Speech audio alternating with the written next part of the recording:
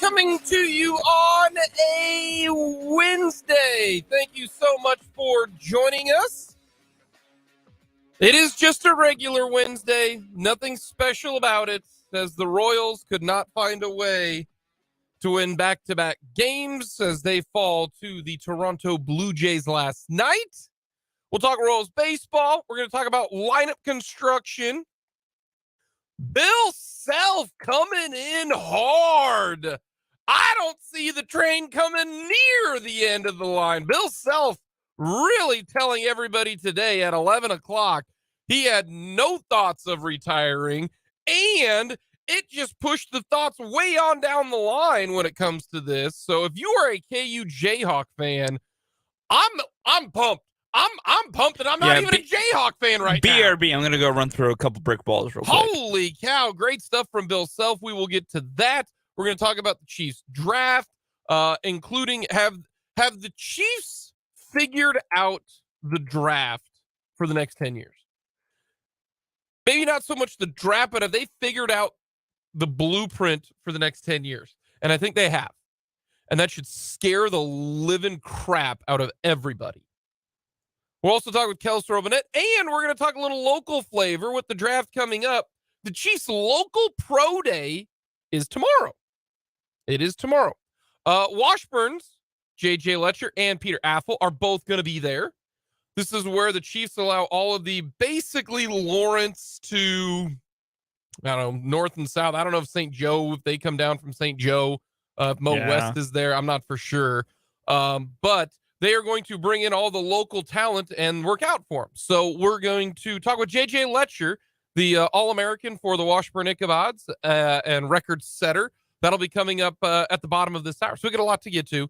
Hit us up on our text line. Let us know your thoughts. 785-272-9429. Very easy, very simple. 785-272-9429. Check us out on YouTube. You can go to Sports on 580.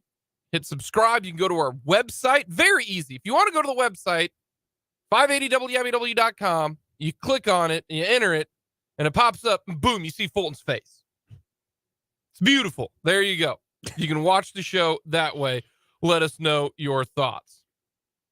We're going to start things off with the Royals and the Blue Jays. And Fulton, I don't really care about the game last night. I really don't. It was eh. It was the main thing I would tell anybody to take away from it is Chris Bubich looked fine. Yeah, he looked fine. There was way too much base runner traffic for my liking, but he threw a lot of first pitch strikes. Over 72% of his pitches were first pitch strikes. That's good. The fastball was harder and a little bit better than it had been. Yep. That's good. And we saw his new slider, and it looked good. Mm-hmm. So there were some nice things, and then there were some negatives. Outside of that, I'm with you. No, they had 4 hits, 3 of them were by Matt Duffy. The other takeaway is Matt Duffy should be starting at third base over Hunter Dozier. That's the other thing I'd take away from that game. Oh, and Franmil Reyes, when he hits baseball, they go really, really, really, really, really far away. Yeah, he hit like 450 feet. Yeah. But outside of that, nothing really mattered.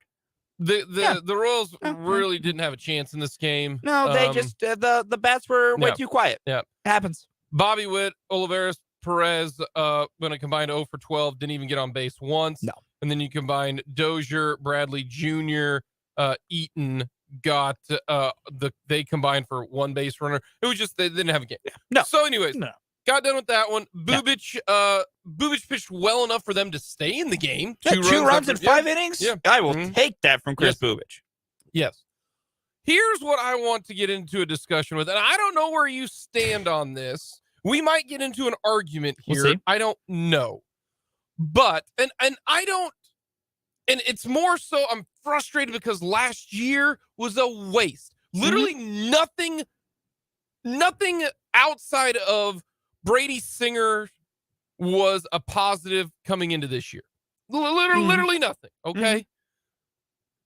Here's what I don't quite understand, and I don't know if the Royals have mentioned this or not. We know they do things differently. Already, Salvador Perez did not play a game, didn't catch, didn't DH. I mean, 3 games in, he got a day off. Yesterday, they didn't have MJ Melendez nor Vinny Pasquantino in the lineup. MJ Melendez squared up 2 balls, and you're like, yes, maybe this is going to start things up. Same thing with Vinny Pasquantino. Squared up a couple balls. Hey, this is great. All right.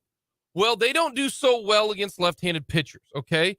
And, how do you pronounce his name? You say Kikuchi. Kikuchi, good left-handed pitcher. I mean, he destroyed the Royals lineup no matter what yesterday. Didn't matter except for Reyes in one pitch, okay? But they didn't put Melendez or Vinny P in there, all right?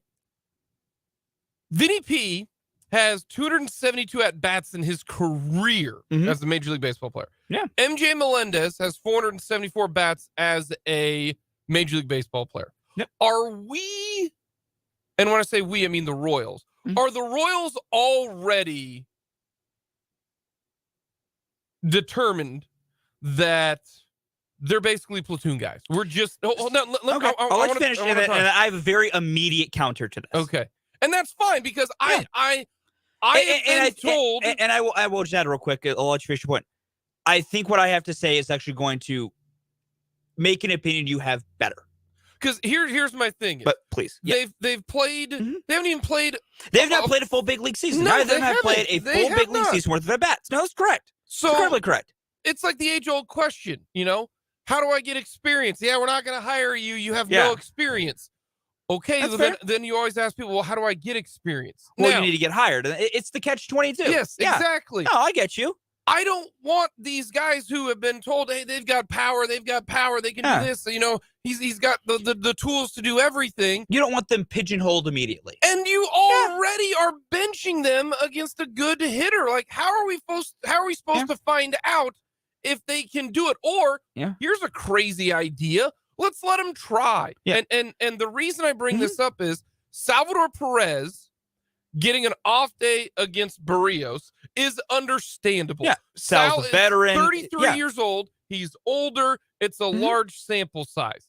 Neither one of these guys have even close to 500 bats. Why put them out there? Because my point is, oh, wow, sure looks like the other guys just dominated the lineup. Now, I always try to look at two sides of the coin here. Is it because it's earlier in the year? Okay. They want to get other guys at bats. Okay. Do they still think they're in the mix to win? Because if this is the playoffs, right? And the Royals, or this is in September, and every single game matters, every one of them matters, then I would be like, you know what? Through the first 120 games, Melendez just can't hit lefties, or Pasquantino just can't hit lefties. Then I'm like, okay, we need guys in there to try to win the game. Of course. You go by the numbers. I understand that. I get that. Or maybe they wait until they're 15 games back in June, which is what's going to happen. Then they're like, okay, we just need to throw people out there. MJ, bat against Kikuchi. Vinny P, bat against Kikuchi. That's where you get your reps until you come to that point where we always have the Royals funeral before Memorial Day. And then you say, all right, to hell with best chance to win a game. We just need guys getting. Yes. And the reason that's frustrating is these guys should have been on the field all of last year, to whereas then I can say, well, hey, they got a ton of reps last year. They got a lot of at-bats, They should have started MJ at the start of the season. Like last year should have been, what's the difference last year if they won 65 games or 44 games? The 44 games, guess what? They got a lot more guys who have gotten eyeballs. And plus you got a lot of, so that's my problem is, and I get it, if you've got a good sample size of 4 years in the bigs, and you can't hit a certain guy. You just can't hit a certain guy. Don't play. But we don't know any of this. So here's what I'll say. I will start right here before I go into my larger point. I have both MJ Melendez and Vinny Pasquantino's platoon splits in front of me. For MJ Melendez, who do you think gets better, right-handers or left-handers in his career? Screw sample size, just pure. Who do you think gets better, right-handers or left-handers? Well, right-handers. Incorrect. So then MJ Melendez is a 290 hitter and about over 100 at-bats against left-handed pitching. Okay. Vinny Pasquantino, who do you think gets better, right-handers or left-handers? Right-handers. Left-handers. He's over 300 batting average in his career against left-handers. They both have a positive platoon split against lefties versus righties. Now, that tells us a couple of things. One, their sample says they're drastically different. For MJ Melendez, the amount of at-bats versus left-handed pitching he has is 114. Versus right-handed pitching, he has 360. Mhm. So at one part, we're at a sample size problem. Everything else is better, but MJ Melendez slashes 290, 352, 474 versus lefties, 192, 300, 369 versus righties. Sample size can change a little bit of that, but in the early returns, MJ can hit lefties pretty well. Vinny Pasquantino against right-handed pitching, 273, 360, 449. Still pretty dang good. That's why I like Vinny. Vinny against left-handed pitching, 56 at-bats compared to the 216 versus right-handers. Again, a sample size thing. Vinny in that small sample, 339, 433, 393. So this was never, ever, ever, ever, ever about they can't hit lefties. Okay. Which, I will put this out there now, I get makes the decision more baffling. I understand that. So tell what me why. This was about was Matt Quatraro, as of now, and we have to also remember, he is learning on the job. Correct. His thought was, my guys know they can't hit lefties. They don't need to learn to hit them. They can. But the guy we are facing is incredibly tough on lefties and can be really got by righties. I'm going to take the gamble of stacking as many righties in my lineup as I can to give us the best chance to win today. Now, on one part of this, I disagree with the lefties he chose to put in there. I think there was a lineup construction where the lefties you had in there were not Jackie Bradley Jr. and Nicky Lopez, where one of them could have been MJ Melendez. I think he could have constructed the outfield where MJ could have batted, and he's shown he can hit against lefties. Vinny Pasquantino is a bit of a more of a difficult thing because I think starting Franmil was the right thing if you want to try and get him going is have him face a lefty, which kind of did work. He looked as good as he ever looked facing Yusei Kikuchi. So that's its own thing. This entirely was Matt Quatraro made a gamble that gave him the best chance to win. And for better or for worse, this is consistent with how Matt Quatraro has thought. He is not about guys need at-bats to get young guys looks. It is a combination of, basically, what he's shown us through these first 5 games is Quatraro was trying to put out the best lineup to win the game. And the problem is, we're so early, we're still trying to figure out what that is. And that's why I brought up. I said, maybe it's because it is early. And that's exactly what it is. And that's why. He is trying to learn what is the best thing for his team. And sometimes, and this is the part that really sucks, sometimes it will backfire. Like last night, I think it backfired. It was not the worst idea to try and stack it with righties. The problem was some of those righties weren't effective. Hunter Dozier is not effective, and I really would like him to stop playing baseball. And see, that's another reason why. Yeah. And I disagree with this. I disagree with what Quatraro. That's fine. It's totally fine. Yes, obviously. Yeah. I disagree with it for a lot of reasons. One, Hunter Dozier is not going to be part of the future. Nope. And so I don't care. Why is he playing over Vinny Pasquantino? And I don't care that he I don't want him to. Yeah. I don't care that he is a right-handed batter. That's one of those right-handed, left-handed where I would have gone with the lefty. Don't care. Because numbers still tell me Vinny is better purely than Hunter is. And so I completely disagree with that. Mm-hmm. I get Reyes. Well, he played DH. Okay, so you've got Dozier in at first. No, bench Dozier. Put Vinny at first. Yeah, I want Vinny to get as many at-bats as possible. No, I agree. Going I'm forward. With you. I'm with you. And this goes with, I look at this long term. The Royals are not going to be good this year. So why are you like put the guys who have the better chance of both short term and long term. Short term, Vinny Pasquantino against the lefty is better than Dozier against the lefty. No question in my mind. Mm-hmm. I don't care anybody's going to say that. Dozier's not even part of the future. So that really angers me that they don't put Vinny Pasquantino in there. Also, no one's going to the ballpark to see Hunter Dozier. All right. Secondly, MJ Melendez. MJ Melendez, and I get the thought process of it. Nate Eaton he needs a day off. Why are you putting Nate Eaton out there instead of MJ Melendez? That makes no sense. And this is where it goes to, and where I will just try to tell everybody. It is 5 games in. They are still trying to figure some things out. I know some things out. Here's the some things out. I need MJ Melendez getting. What's better for the Royals' future and now is MJ Melendez, who is a cornerstone of this team, needs to get at-bats against good starting pitchers. What I will say to that is, and this is, I think, the larger point. Matt Quatraro tried something. It patently didn't work. It didn't work. What does he do next time? I think that, we have to remember, as much as this is about young guys needing to play and figuring this out, this is a first-year manager learning how to do things as well. Matt Quatraro is going to do things this year, and sometimes his thought is not going to work. We need to not try to I'm going to use the word overreact, but that's not exactly what I'm going for here.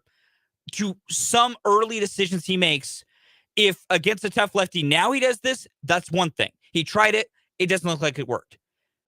If we're in June and he does this, then we can have other conversations. Like, it is 5 games in. I don't disagree. MJ needs at-bats. Vinny needs at-bats. That would have given you a better chance to win. But the fact of the matter is, Matt Quatraro thought, at least for today, or at least last night, that would have worked. It didn't.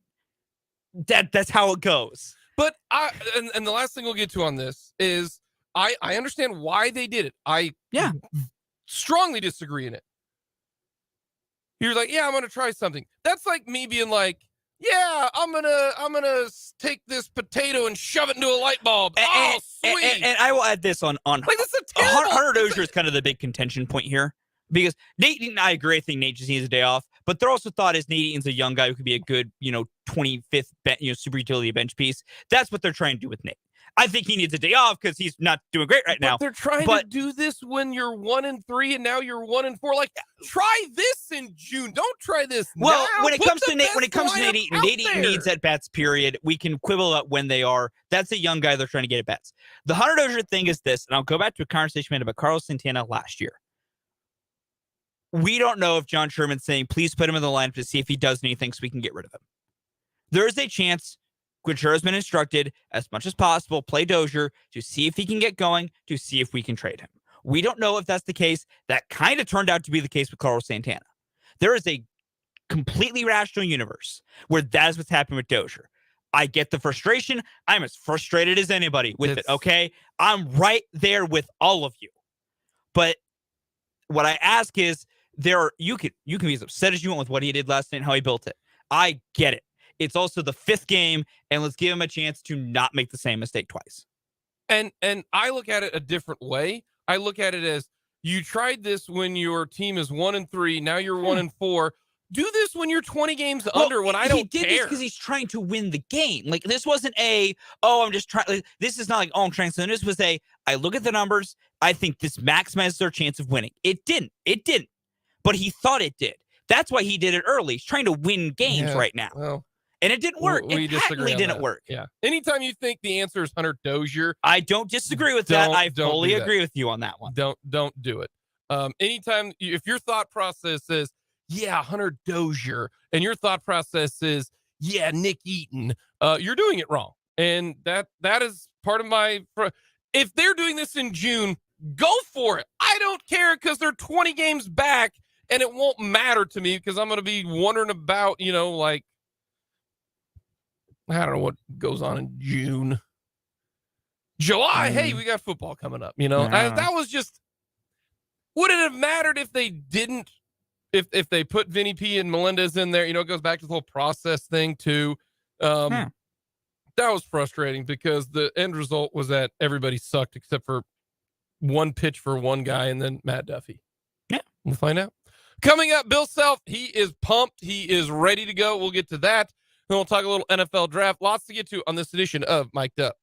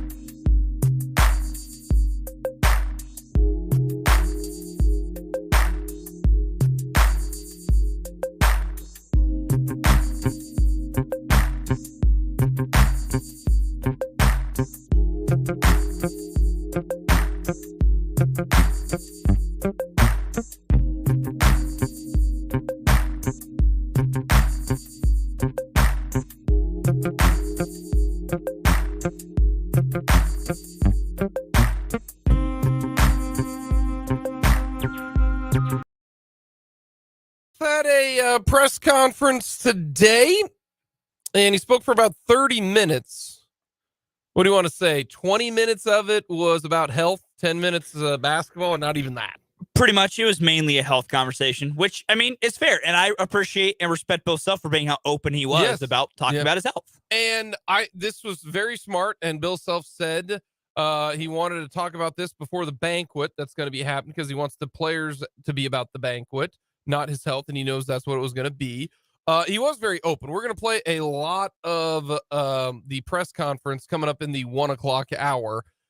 But man, if you were at all worried about Bill Self and his future at KU, I would not worry at all unless he has another health scare, because he came out so strong. I mean, we're talking, he goes, what I realized, and everybody's, well, what does this make you sit back and think and evaluate everything? He basically goes, yeah, I found out how much I love my job, how much I missed it, and how much I want to do it. Yeah. And I'm going to do it for as long as they will let me and as long as my health works. KU fans, he's there for a long time. He came out multiple times in this press conference to say that. And we'll get you that coming up in the 1 o'clock hour. Coming up next, we're going to talk all things draft with Washburn and Kansas City product, JJ Letcher, here on Mic'd Up.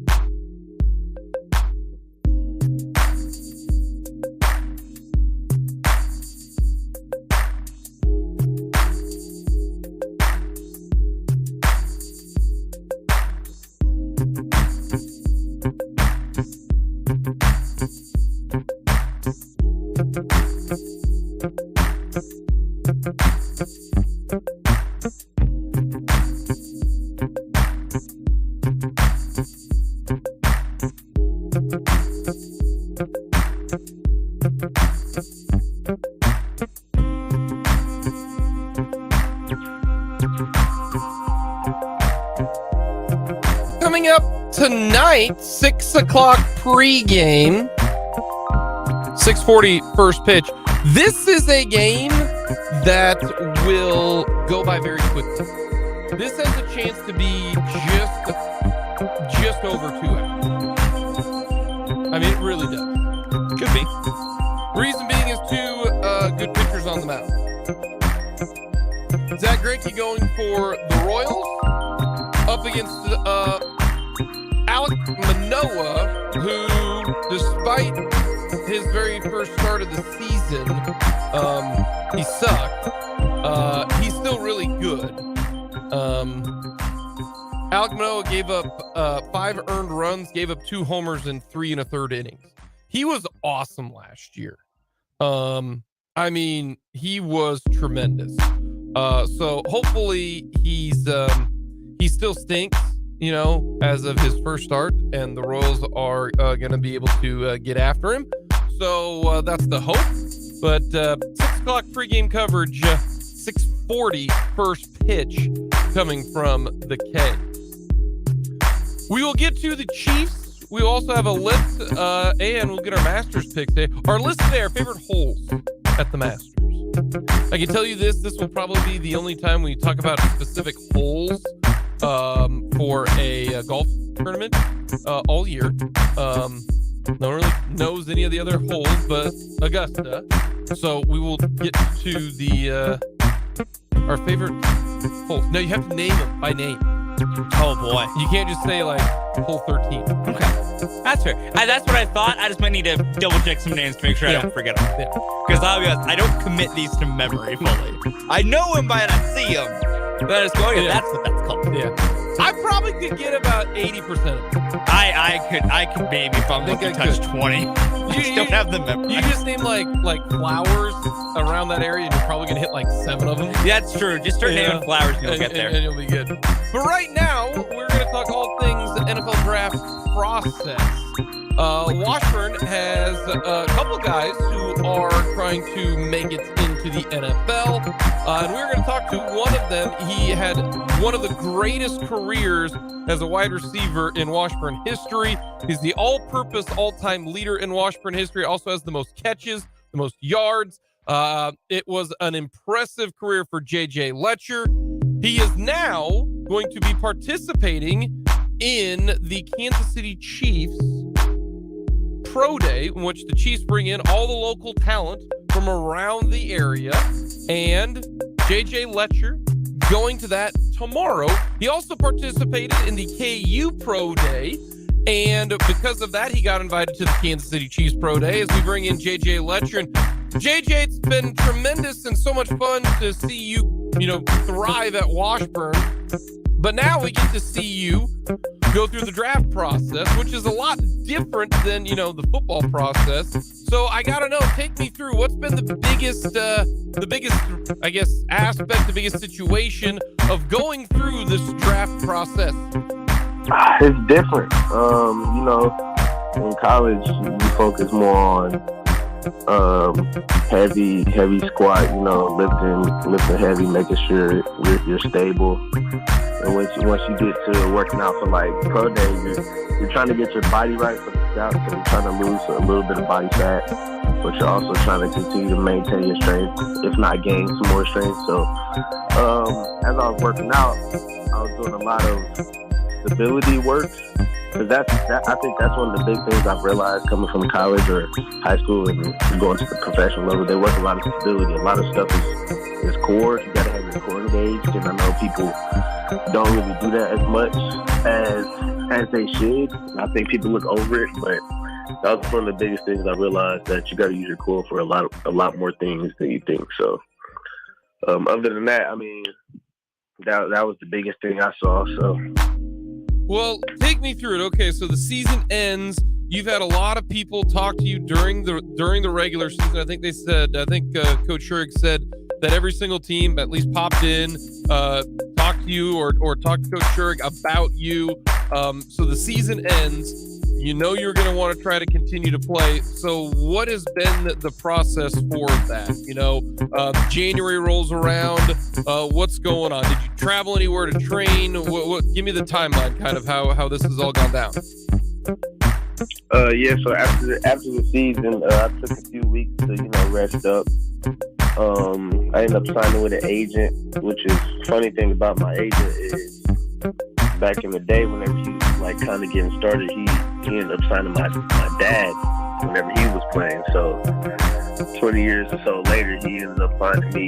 He connects with my dad again. My dad tells him about me. He ended up finding me, and I ended up signing with him as well. So we had the same agent, which is kind of crazy. But we talked about it, and after I signed with him, he ended up he was living in Houston for a while, but he doesn't live there anymore. But he has connects out there, so my pops asked if he knew any rocket train out there, and he gave me a guy, and I talked to him for a little bit, and I ended up going down to Houston to train, and I have family down there, so I ended up staying with my aunt, so that wasn't a problem, and I was down there from, I want to say, January 10th to the 23rd of March before I had to drive back. So I drove down there and I drove back. Long hours, but I also have family in Tulsa and Dallas. So I split the 12-hour drive up into 4 each. But yeah, I was in Houston for the most part. I also had a CBS All-Star game before I went to Houston. That was in Fort Worth. So after the season, that's what I was doing. I'm finally back here. I'm ready to, go to this local day coming up and show them what I could do. So you've already gone through one pro day, and that was at KU last week. Take me through kind of how that went and how that process all went down. So whenever we had me and Peter went together as far as Washburn players. So whenever we got out there, we had to check in, make sure we had paper filled out, make sure information wasn't changed, and then we chilled for a little bit. I actually ended up seeing Javon up there because he works up there now, so we chatted with him before we got started. Ended up going to the weight room and loosening up before we did our vertical, broad, and bench. And then a little bit after that, we went to the indoor and did our pro agility and ran a few routes. And that was it. So did it's you kind of like the combine, but it's just that game. Yeah, did you run the 40, and were you pleased with your 40 time? I ran the 40. I did everything. I ran the 40. I'm not going to say I was pleased with my time because I know I could have ran better, but I'm not mad about it. I think I was just so anxious about being there and expecting myself to do good. I just didn't do as good as I planned. Like I said, I've been working out for the past 3 months, so I was expecting to put up certain numbers, and crazy, the day I was supposed to do the best, I didn't put up the best numbers that I had been. So, but it's not the end of the world. I don't think it was that bad. I'm gonna just take it how it is and keep it going. So. We're talking about J.J. Letcher, who is hopefully going to get either one drafted or invited as a UDFA to an NFL team coming up here at the end of the month for the NFL draft. And you mentioned the local day, and that is the Kansas City Chiefs host a pro day for all of the local talent. If you are from there, you being obviously from Kansas City, going to Piper High School. So how did you get invited to that, and what is going to occur at the Kansas City Chiefs pro day? I want to say my agent ended up contacting some people out here because I told them about it a while ago. I wasn't too sure about it. Like I never knew there were local days, but Peter told me about it. He was like, check with the agent, see if he know anything. So I hit my agent up, and he said he'll see what he could do. And about a week and a half, 2 weeks ago, I got a message from Kansas City that said they invited me to their local day. They wanted to see what I could do in front of their coaches. So I just asked them, like, is it the same thing as the pro day? Like, are we going to do the 40 and pro agility and all that kind of stuff? Or what are we going to do? They just basically said, we're going to just run routes, do drills. Like, if I'm a receiver, I'm going to do receiver routes and drills. And it's going to be, I think it's going to be every position. If I'm not mistaken, I think it's every position that got invited and whoever got invited. I don't know how many people's going to be there, but I know we're just going to do a bunch of drills and routes in front of their coaches. Okay. And then, yeah, I think that's it. So it's not at the stadium, but I think it's at their practice field facility. Okay. It's right next to the stadium, so we'll be there.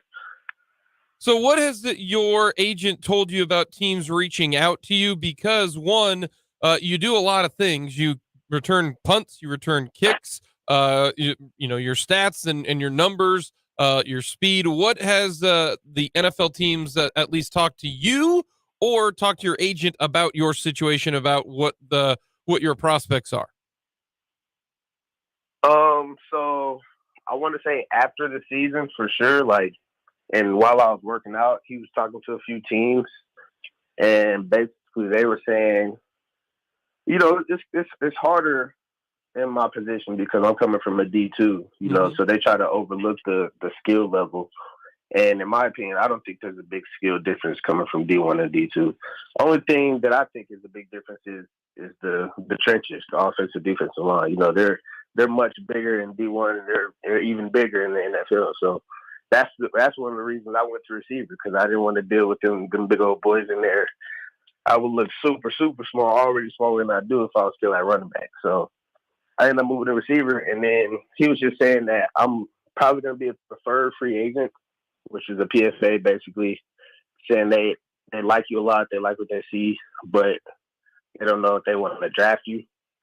Like I said, I think that's just because of my D2 level. So that's what he was saying. And he's been talking to a few other teams, but we're just gonna have to wait and see what happens, because you never know what happens on draft day. So okay, have they said anything about your size? That, oh my gosh, if you were like 5'11", you would be a fourth round pick or anything like that. But because you're sitting there at 5'7", has scouts or anybody said anything just about your size? I mean, they've always said something about my size. Even coming out of high school, they've talked about my size. So I'm used to it. It doesn't make a big difference to me. I'm forever gonna be this size, and I'm forever gonna, do what I do. I'm forever gonna be in this position where I gotta overcome obstacles and have that chip on my shoulder. As far as size, they haven't really said it, but I know that that's what they think. Like I said, it's happened my whole. I'm not really surprised. But if I was 5'10", 5'11", I don't know if I'd be in this position to. I might not have went to Piper High School. I might not have been in Kansas. It's a lot of things that could have happened if I was a different height, or certain things like that. So we just never know. So the next step is go to the local day, and then if any team wants to work you out individually, you do that, and otherwise you just wait until the end of the draft, essentially, to find out the next step. Yes, sir. Yes, sir. So it seems, is it nerve wracking? Is it, hey gosh, I got 4 more weeks before I got to deal with all of this. I mean, is it a little bit mentally draining because there's just so many unknowns? I try not to think of all of that because I know it's gonna happen sooner or later. I try to take everything one day at a time. One thing at a time. I feel like the most nerve-wracking stuff is out of the way, so I feel like I'm just back to doing what I usually do. Working out, going to the field, finally being able to eat whatever I can instead of being on a strict diet. So, I mean, I can't really complain about anything right now. So, after this local day, I feel like it's back to my regular schedule before I got to training for my pro day. Alrighty. So, NFL wise, that's the whole goal, obviously. Is there anything about the CFL? There's so many more leagues now. You got the CFL, it's in full swing. You've got the XFL, you got the USFL. The fact that there's so many more out there, or is that on the back burner until the NFL season and draft and all of that gets done? Then you'd take a look at that. Yeah. Obviously, in my position, the NFL is number one. I feel like that's for everybody. Everybody wants to go to the NFL. But I've actually talked to a few CFL teams. One came during the season, and I've talked to a couple more throughout this whole process. So I know they really want me bad. I ended up talking to one at the pro day. He knew about me, but he said he didn't have any film. I'm like, there's definitely film out there. We just got to get it to you. So he gave me his card, and I'm gonna shoot him my photo and make sure I have all of that. But they talked to me. They basically said that I would flourish in their league. They've also said that their fields are 50 yards, so it's wider than any other field I've played on. So they said I'll flourish, I'll do well. And their special teams is a little different. They said they don't have a fair catch rule on punt return, but I don't think they can run until the ball is kicked. So that's perfect for me, So I mean, if anything don't work out, that's definitely a backup I'll think about for sure. But my head's first on the NFL. Well, it's been fun to see your progress. I know you did well there at the pro day. Hopefully things go well at the Kansas City Chiefs local pro day as well. And keep proving people wrong, JJ. It's been a lot of fun following you the last couple of years at Washburn. Wish you the best of luck coming up, and it'll be fun to see where you're heading once the draft is finished. Yes, sir. Thank you. I appreciate it. JJ Letcher, the Washburn three-time All-American last year, this year twice as a receiver and as a returner. So that's kind of interesting when it comes to his process. If he was 5'10", well, he wouldn't have been at Washburn. First of all, yeah, that's point number one. He wouldn't have been at Washburn. But it's fascinating to see because he catches everything.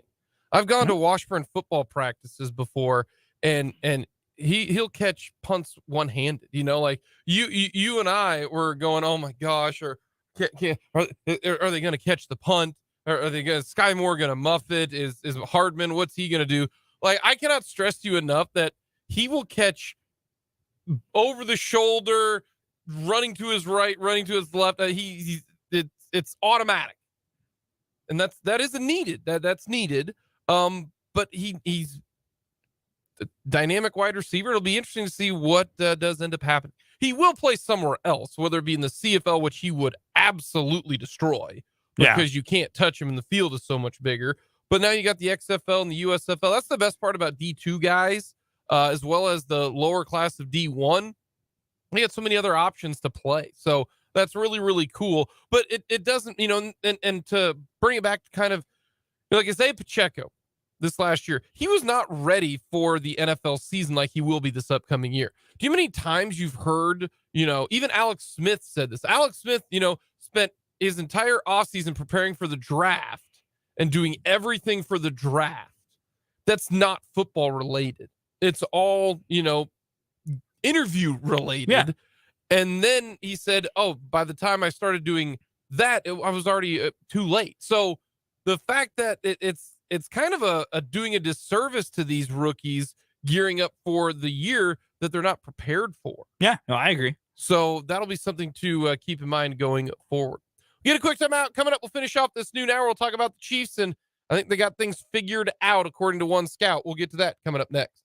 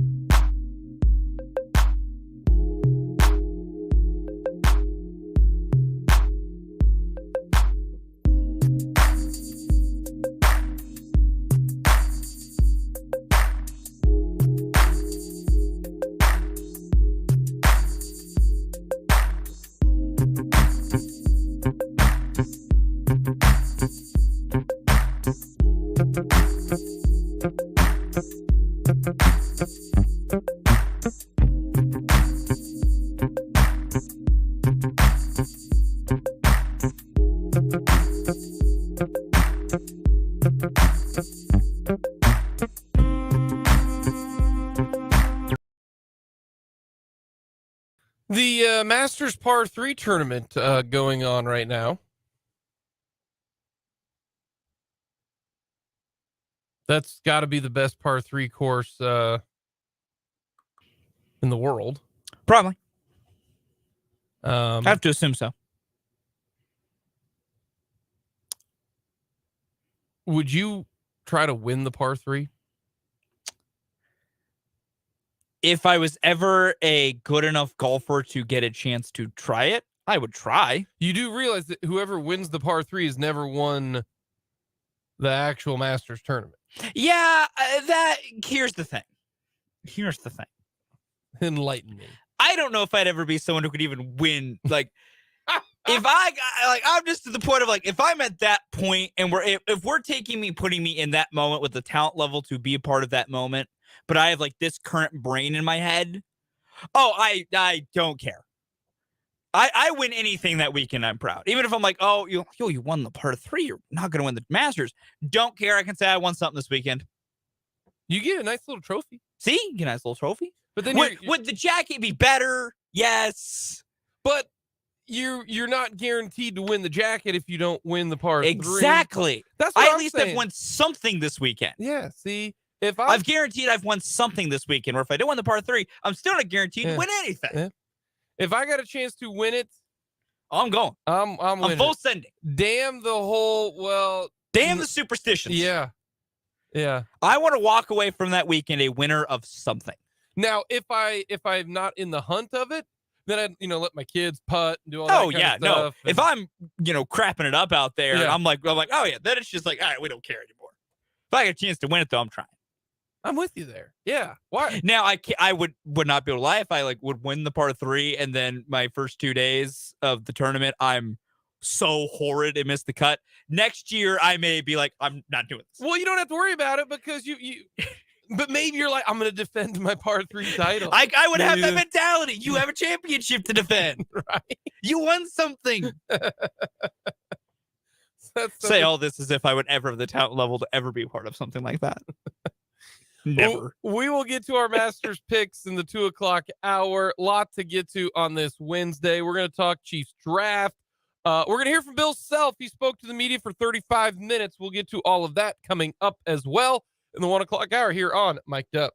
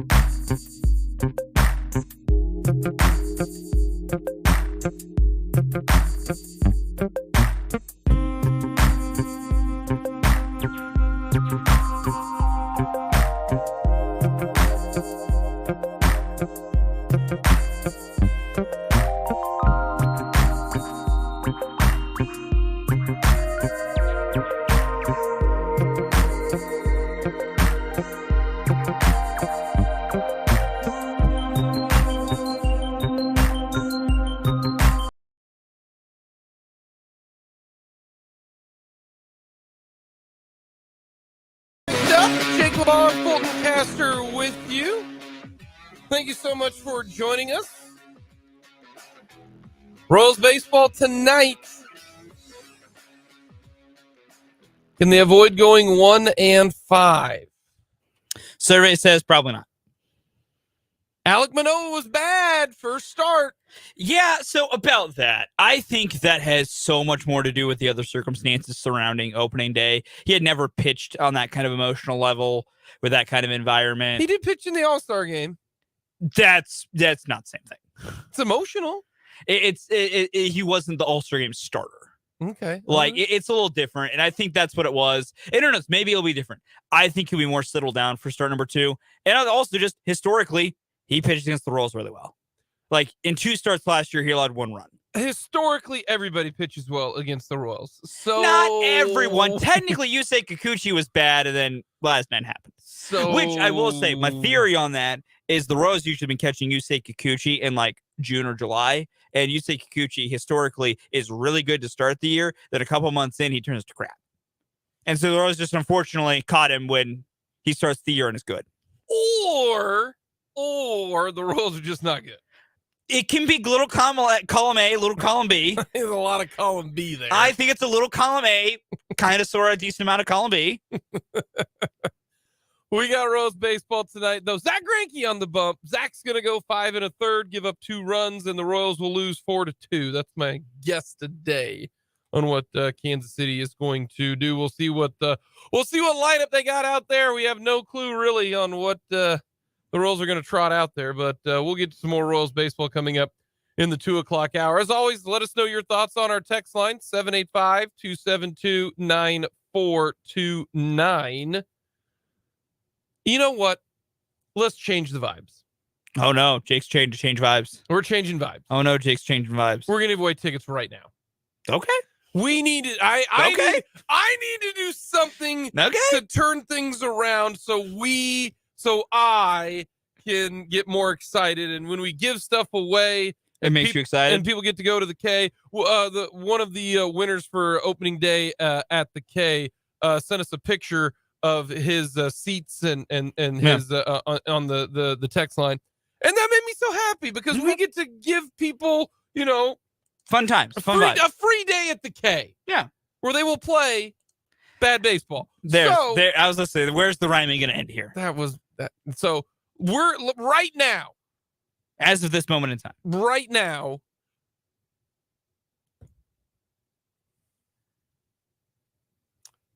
The first person to text in their favorite Royals moment of all time. All time. All right. All time. Favorite Royals moment of all time. Yes. First one on the text line. First person. 785-272-9429. If you've won tickets already, you can't win. Yeah, if you've already won them for this season, we politely ask you to stand down. Not for this. Was it 60 days? 90 days? I think it's. Well, I mean, I don't know if the end of the last season was 90 60 days. I can't remember the rules. I think it's 60 days. That's why. At least if you've won this season, we're gonna need you to stand down for now. Yeah, we'll get you later. Yeah, like July, we can hit you up again. Yeah. All righty, we got one. Oh, perfect. From the 785, George Brett's Pine Tar Homer. Yes. No, that is a good memory. That's a fantastic one. That is fantastic. So, boom. Easy right there. George Brett, Pine Tar Homer. You're going to the K. There are some good memories in here, though. Yes. That wasn't during. Real quick, we'll read some of these off.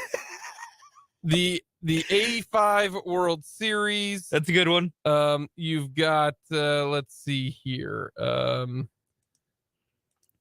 George did poop his pants. That was not during a game. I love that someone, though, did put that in there. That's a good one. Oh, we got Moose's catch over the railing versus the Orioles in the playoffs, where he had that great catch falling over the railing. That was a good one. Yep. Look at you people. See, there are positive memories with this team. Yep. Just, they're all like 9 years old. That's fantastic. All right. So we got our, that makes me feel in a better mood. I feel better now. We got somebody, Royals tickets. That makes me happy. There you go. There you go, Jake. We got some good happening. There we go. Changing Happy the vibe. now? I am happy now. Good. Changing the vibe. See, that's why you need to listen. You never know when we're going to give away tickets. Yeah, Jake has this real, I'm going to call it a good habit, not a bad habit, because you guys win stuff. Jake has this real interesting habit of just randomly deciding when we're going to give them away. Yeah. Because peek behind the curtain, we usually plan that. Oh, yeah. And then Jake just sometimes goes, we're giving away They're today. 1-4. We got to do something to switch it up here. And they're going up against a guy who was honestly one of the preseason favorites for the Cy Young. They are staring down the barrel of 1-5 right now.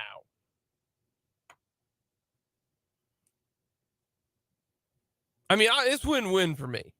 You want to know why? Where's that? It's win-win. If the Royals win, I'm happy. It's the emotional hedge. That's true. If the Royals win, you got it. The emotional hedge is if the Royals win, I'm happy. If the Royals lose and start out, 4-16, I'm happy. Because you got to mow my yard twice now. Here's the thing I'm going to do. Yes, Jake. I think we're going to keep on wagering it until I get it to 8. We're going to go double or nothing. We're just going to keep finding ways to up it. Yeah. So, like right now, if the Royals don't get to 6 wins by the 13th. Yeah, we're staring on the barrel of that mathematically not happening. Okay. Of 3, you got to mow my yard twice. Then coming up later, we're going to bet something. It'll be double or nothing. Yeah, only then it's going to be 4 times. Then I need to determine if I want to keep risking it. Keep going, man. Or keep riding it. I'm never going to win. But at least at some point in time, I need to take home the money. I mean, fair. You know what I mean? That's not wrong. You can double it at the casino every time, but eventually you either got to take it home or you're going to lose. So is it 4? I need to win 2 more bets, this one and another one. Then it's 4, I think so. And then I'm done. I think so. I don't know. I got to do it at least one more time. I'm willing to risk it to get to 4. Man, I just want to try and win one of these times, man. Yeah. And listen, I felt if they could have just won one of those 2-0 games against the Twins, I'd feel better right now. The problem is we are staring down the barrel of me needing like a sweep against the Giants or the Rangers, and we got a problem. Because once we're at 7 losses, that's the max amount of losses I can take here. And we're already at 4. You need to win today. Yeah. Yeah, I do. If you win today. If we go to 1-5, then I need them to win the last one against Toronto. And they would need to sweep either the Giants or the Rangers. You need to win today. Yeah. Yeah, I do. Yeah, you do. I'm not going to get it. I've already accepted this. Like,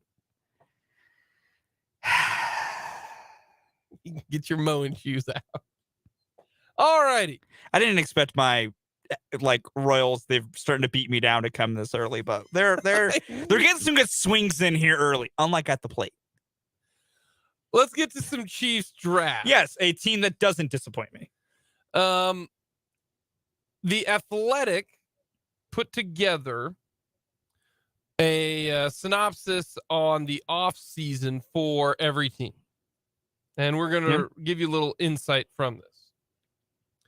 This is what the Chiefs say here. And I think that the more and more I say it out loud and the more I think about it, the more and more I think the Royals or the Chiefs have the correct plan going forward.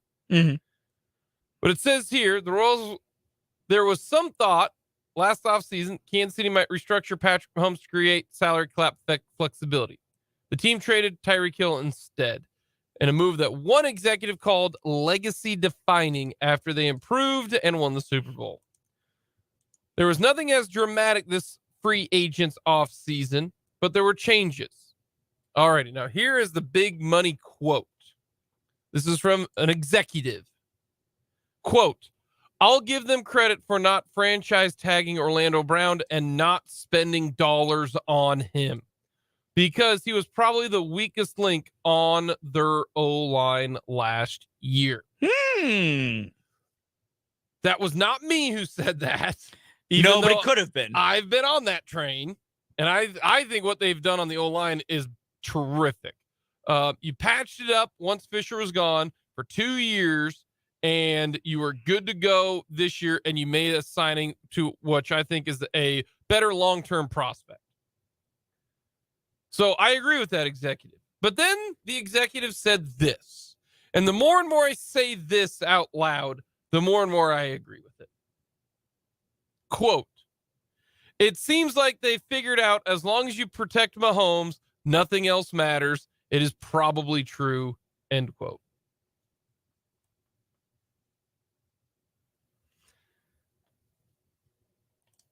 I am starting to agree with this because of what occurred last year. If you've got a good offensive line and you've got Mahomes, their running back was a 5'10" receiver in McKinnon, a 7th round running back. You had MVS, which is a guy. Juju, a little bit better than a guy. And then you got, a bunch of young guys. The difference is Travis Kelce. And that's the only part of this that makes me put an asterisk next to that statement. Is we know that they can do it without a number 1 wide receiver. But they've got one of, if not the greatest tight end to ever play the game, catching wise. Mm-hmm. But I think Kelce's got this year and next year left in the tank. I think the question then becomes 2025. So for at least this year and next year, I think this is correct. As long as you protect Mahomes, nothing else matters, and you're going to be just fine because the defense should be better next year. You'd like to think so. It should be better next year. That defense might be, on paper, the best defense that the Chiefs have had under Patrick Mahomes. But just protect him, and he'll take care of everything else. And I am starting to agree with that. I am too. I think that's becoming the better idea because we saw last year, as long as you have one top-tier pass catcher, which is Travis Kelce, this team can really be an efficient offense. And yeah, the biggest key is just if you can keep Mahomes upright and give him time to survey without a lot of issue, he makes everything else better. And I think it is that the Chiefs really have started to figure out that there's nothing more complex they really need to do, at least as of now. I think that's been their thing with wide receivers. They're just like, well, as long as we give him time, give time for, some level of receivers to get open, he'll find somebody. He'll make something work. And it gives you a lot more flexibility if you feel like you don't have a very specific, way you have to construct it from a personnel standpoint outside of just, are we protecting Patrick Mahomes? Okay, we're protecting Patrick Mahomes. We're good to go. Yep. Because he will do everything else. The one thing we need to do for him is give him time. If we give him time, he solves all other problems, which is an interesting thing, but it looks like it's working. It worked last year, and it worked the year before that. The only time, every time that Mahomes has had a good offensive line, the offense absolutely hummed, except for one game, and that just happened to be the Super Bowl. They say here from The Athletic, the Chiefs did tap into Mahomes' contract, creating $10 million in cap space with an accounting move. According to an executive, quote, "They are in great shape, especially when you look at the rest of their division. I think Denver is loading up in terms of they are going to be given every opportunity to improve. But between the Chargers and Vegas, it can get ugly. If they're not competitive the first half of the season, those are potential in-season moves." So the Kansas City Chiefs protect Patrick Mahomes. I think that's what they should do. It's more important to me to have Patrick Mahomes be protected than to give him, crazy weapons. That's why trading for DeAndre Hopkins to me is not that impactful of a deal. No, it's not that high up on the list. Yeah. Now, if you want to get him, if he gets released and he's up for the a contract, then go for it. But don't overpay. The Chiefs should never overpay for a wide receiver ever again. They overpaid one time because you didn't truly know what you wanted. Now, I'm not saying go into the season like the Packers were last year. Okay. They went too far over the edge, right? Where you got rid of Devontae Adams and you had nobody and your hope was a rookie. You got to have somebody. Well, the Chiefs do have somebody. That's Travis Kelce. That's the difference between the Packers last year and the Chiefs. They did not have a Travis Kelce. They lost their Travis Kelce, and then you were left with nothing. That's why the asterisk is, just protect Patrick Mahomes as long as there's Travis Kelce. When he's gone, then what do you do? That's the next step to me. But I don't think that's going to happen for another 2 or 3 years. I really don't. I think Kelce's got this year and next year. And then I think it's time to ask the question. Yeah. There's no reason to think he's going to all of a sudden stink this year. And you don't need him to be elite. You don't need him, with 13 touchdowns. You just need him to be. You need to be all reliable. You need to have him be a guy who can make plays, but I don't need him to be superstar. Yeah. He's superstar right now in that situation. Coming up next, everyone loves the list. Our favorite golf holes at Augusta.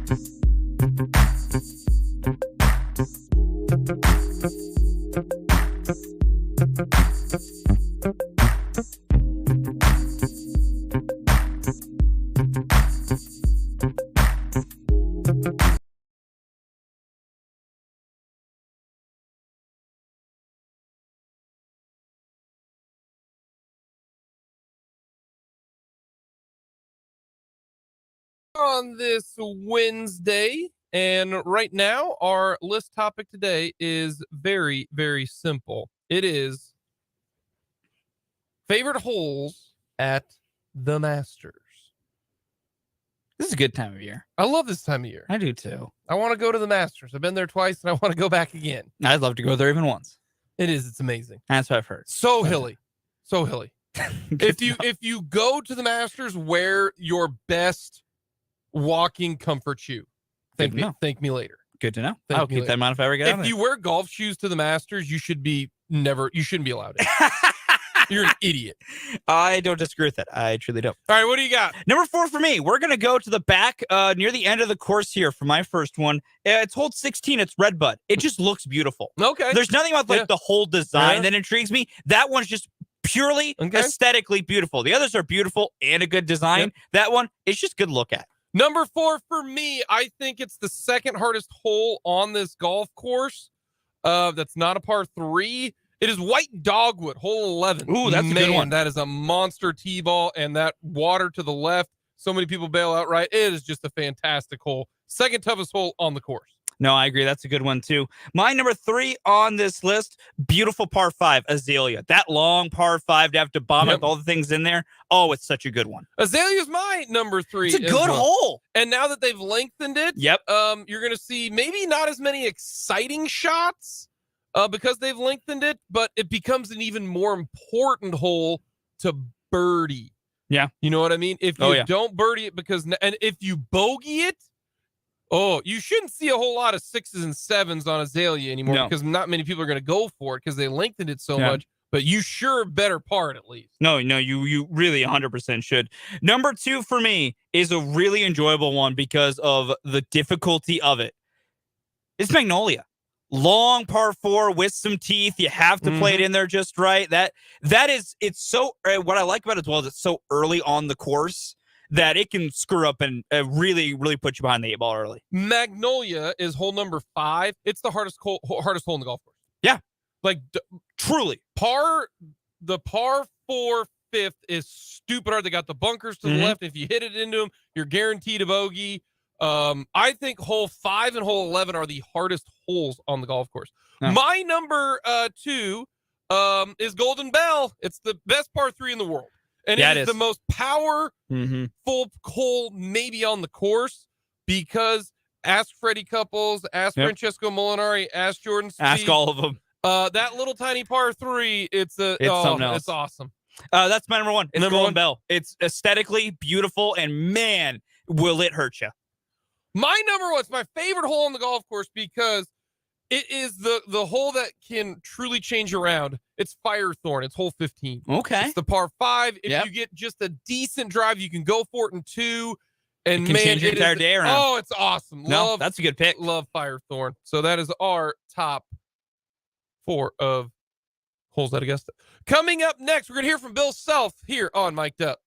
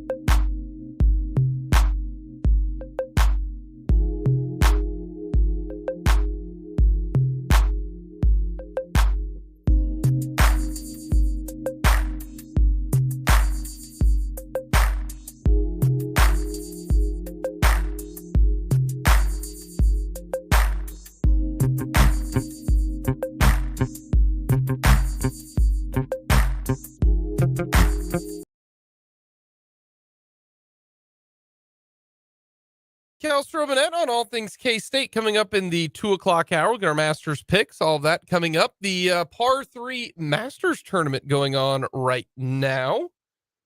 But we're going to talk about Bill Self. That's right. The head coach of the Kansas Jayhawks met with the media today, spoke for 35 minutes. We're going to give you the big nuts and bolts of it, if you will. And I didn't go to KU. I wouldn't consider myself, a KU fan. Do I like KU? Yes. I would consider myself a neutral when it comes to that. Okay.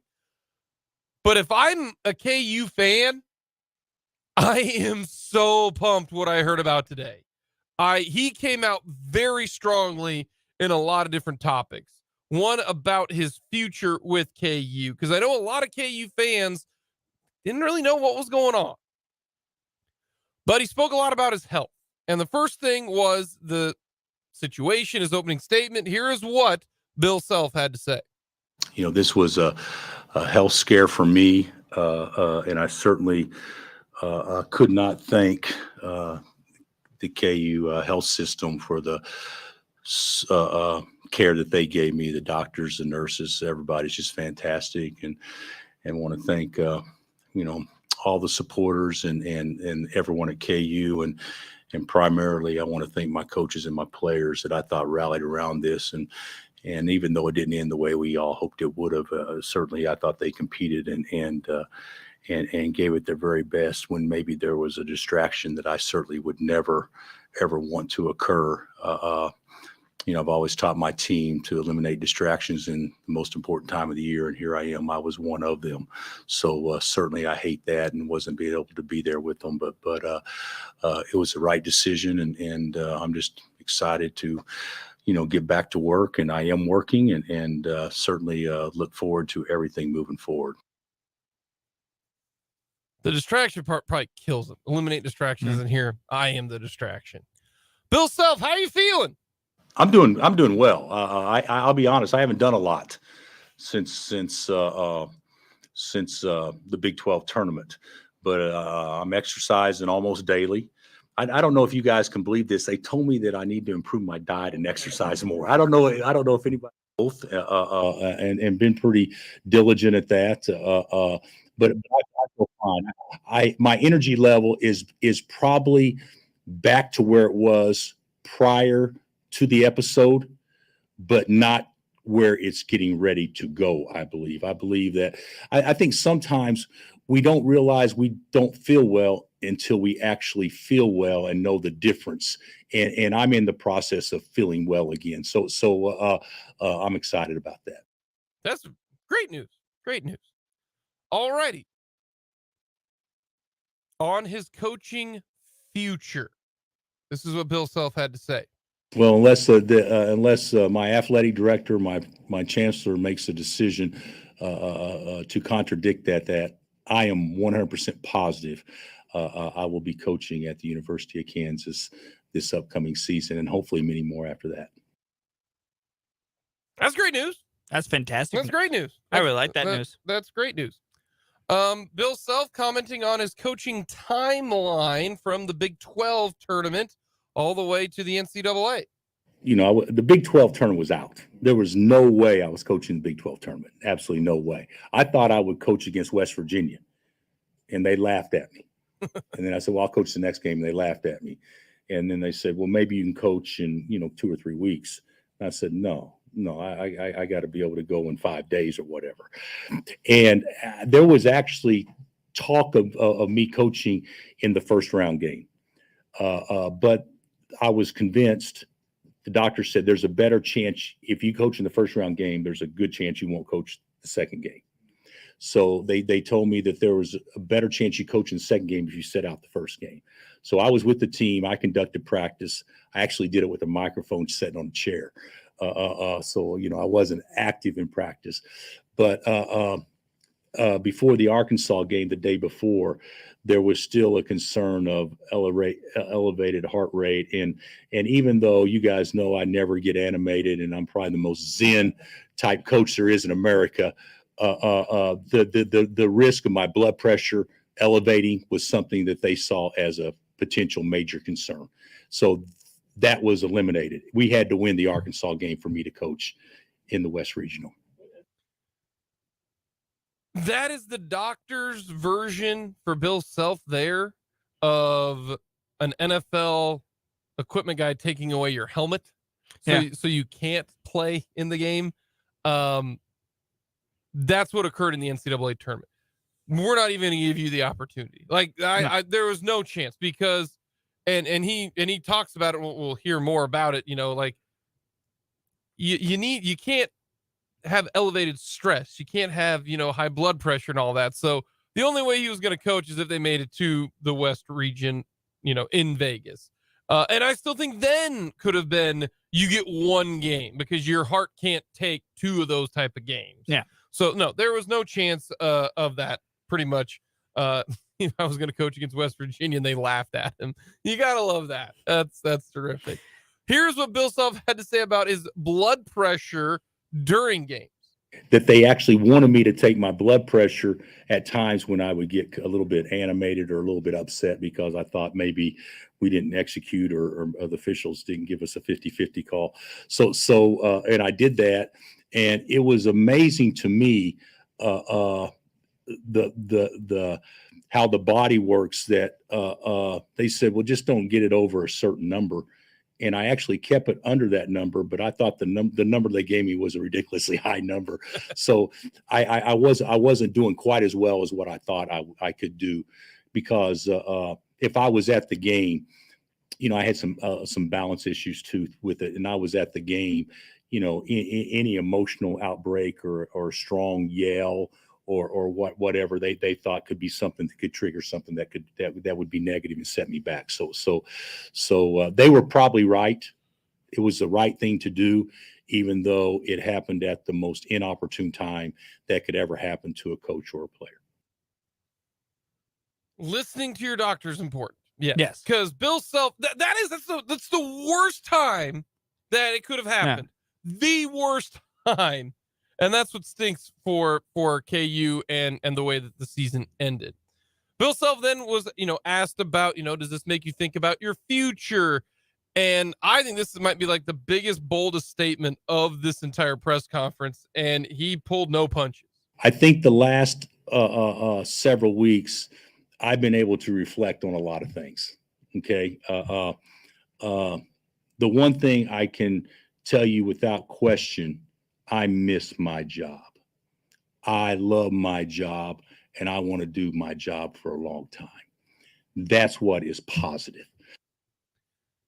If that doesn't say any recruit out there, I love my job, I missed my job, I want to do my job for a long time. That is not directed at you, the fan. That is not directed at you, the coach. That is directed at you, the junior in high school right now, who's a top 20 recruit that I'm talking to. He's going to be here and he wants to do his job. He is a Jim Boeheim, so basically. He is a Coach K. I am here. I want to do this. I am a basketball lifer. This is what I want to do. That's a very strong statement. And the same thing, he also mentions at the end kind of his health aspect of it. Here is what he had to say about the future. And, is it 5 years down the line, 6 years down the line? Here's what he had to say. Absolutely not. But when you think about the end, I think it does prompt anybody to think about the end. But my end, I don't even see the oncoming train down the track right now. When I think of the end, you think of it getting closer. When I think of the end now, after sitting out and not doing this for a while, I think of it being further away. That's where it's kind of like I look at, and we didn't know that about Bill Self, because there was talking, he said prior to this, I'm not going to do this, for my entire life, that type of thing, you know? And that statement, whether now things can change, obviously, if he has another health scare, then that's going to change the status quo. But this kind of feels like, man, I didn't realize that that this is kind of who I am, you know? Like I look at Andy Reid. Andy Reid is a football lifer.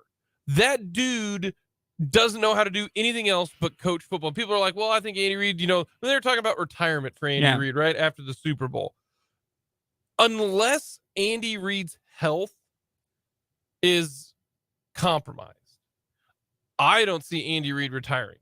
I just don't. I think this is a guy who spent 14 years at the Eagles and it ended horribly. They went, 4-12 his last year. And everyone's like, Andy, take a year off. Andy, take a year off. He took like a day off and then hopped on a plane and met, you know, Clark Hunt and became the Chiefs coach. Now he's got Patrick Mahomes. Andy Reid's a lifer, man. Like that's what he does. Until something drastically changes, I don't see Andy Reid retiring. That would surprise me. It really, really would. Now you kind of get that from Bill Self here. I mean, he's all the way in, all the way when it comes to being the head coach of KU.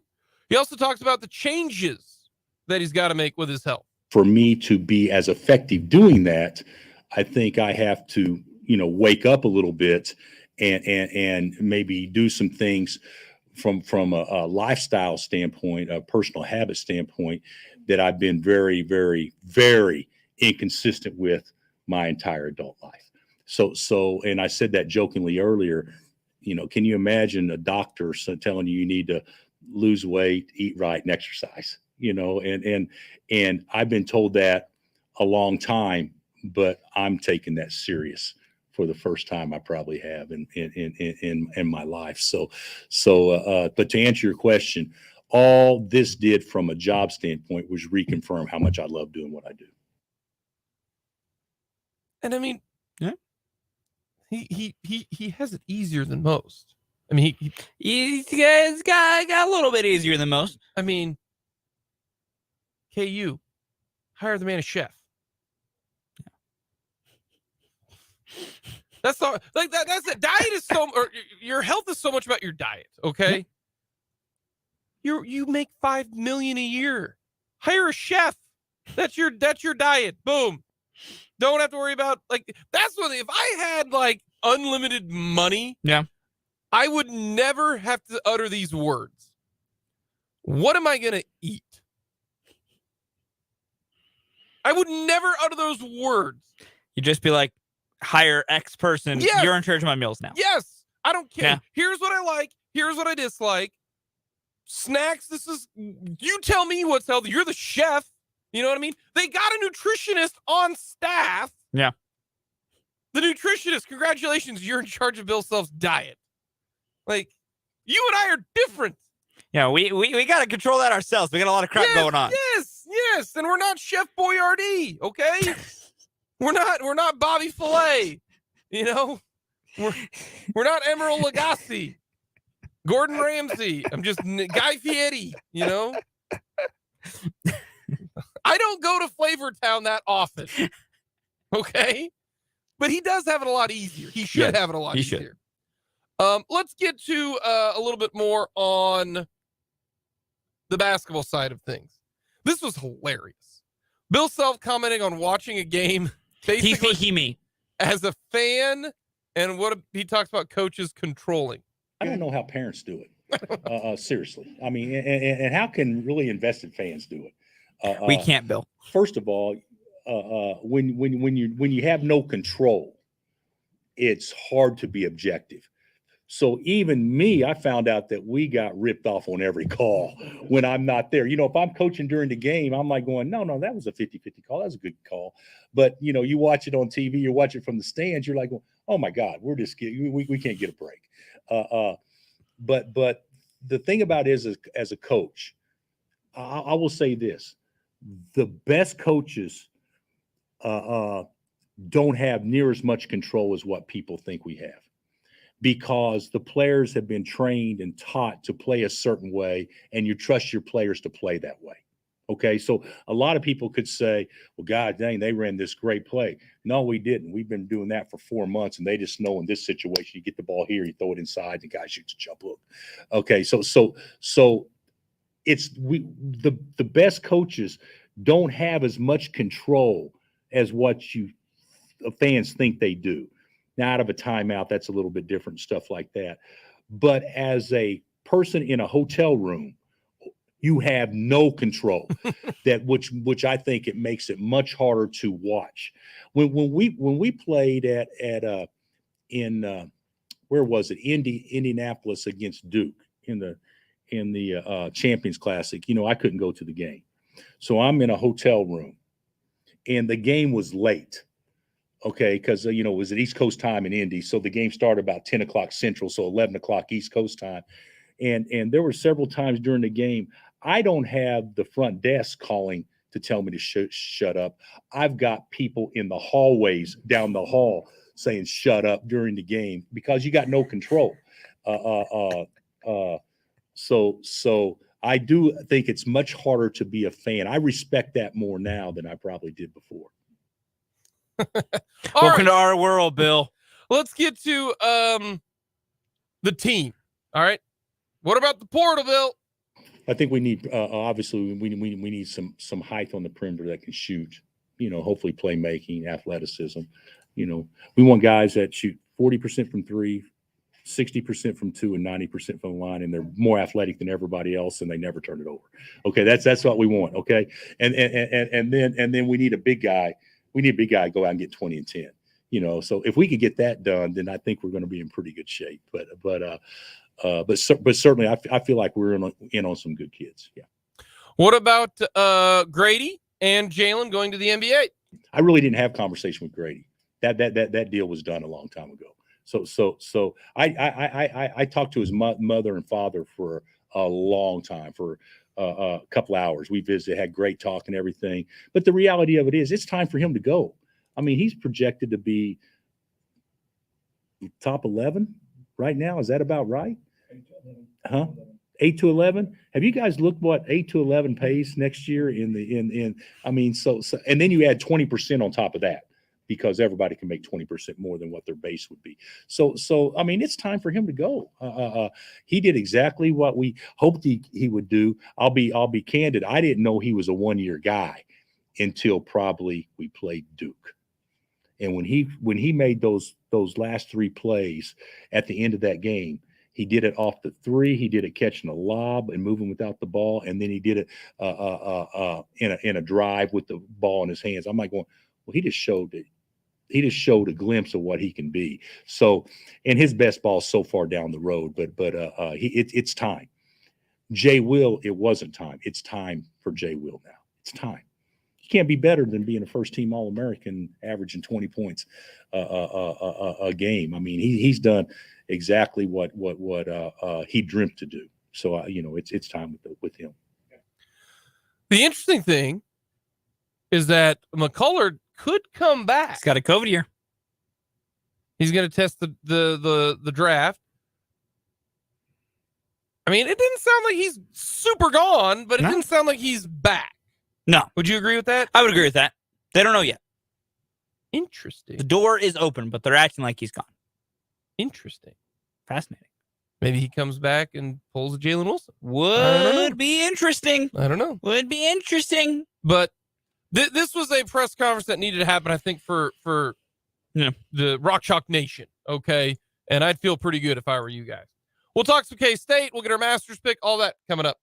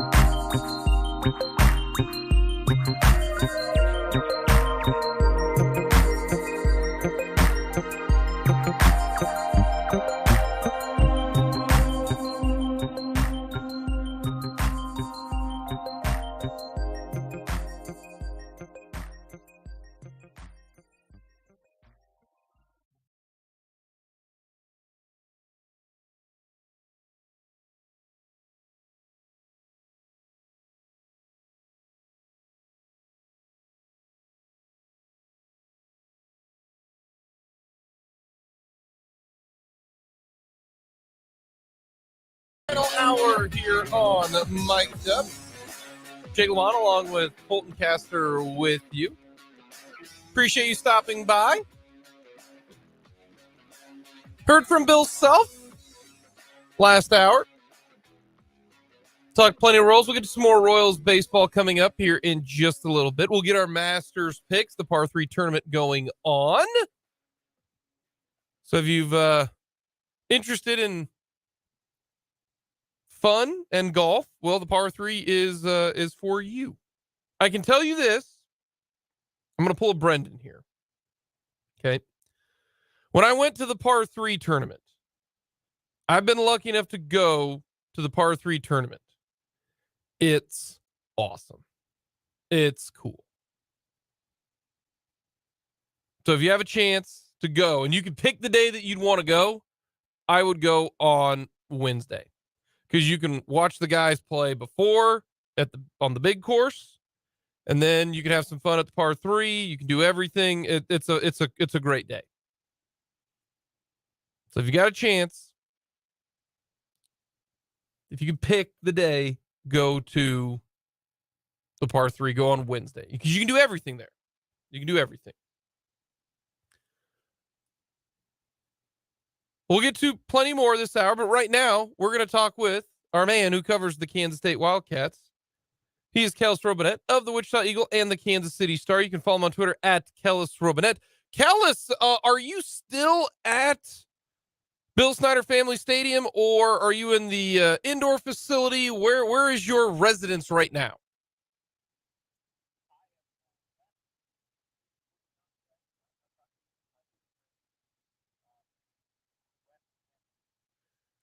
How was the press conference and practice today?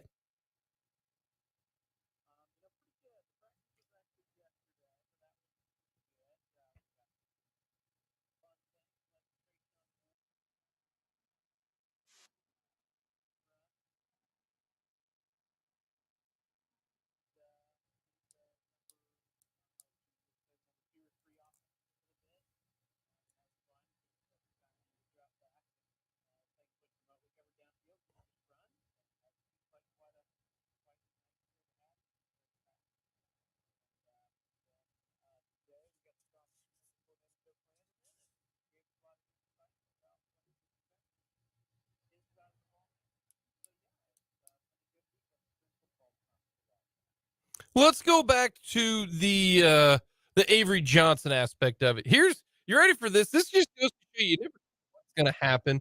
If I were sitting here at this time last year, and I would have told you that Avery Johnson is no chance of starting for the Wildcats, you would have been like, Jake, yeah, he does. But now, if I tell you that, hey, Avery Johnson probably is not going to start at quarterback, you'd be like, yeah, that sounds about right. Will Howard obviously is the guy, but what has Avery Johnson showed? Because I mean, you look at what he's done at the high school level and what he did nationally. It's been impressive. Is he's kind of what everyone kind of expected him to be showing up at Kansas State?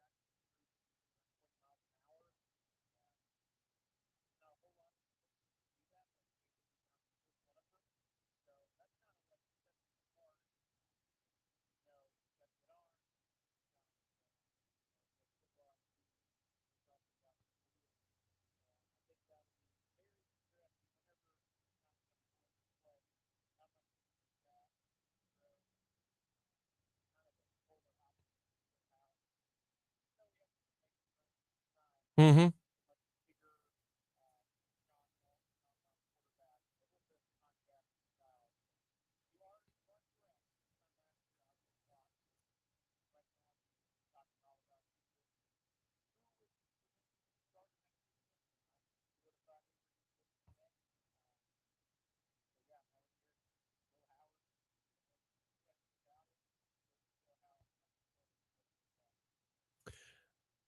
You mentioned Howard being, big and strong. I think a lot of people who don't realize how big he is. Yeah. I think people I think you look at him on TV and you're like, "Oh, okay." You don't quite get the same thing with like Travis Kelce or Creed Humphrey. I remember the first time I saw Creed Humphrey at the Big 12 Media Days. I was like, "Good Lord, that man is a giant sycamore tree. Like, how is that guy able to run?" Will Howard's the same. He is huge.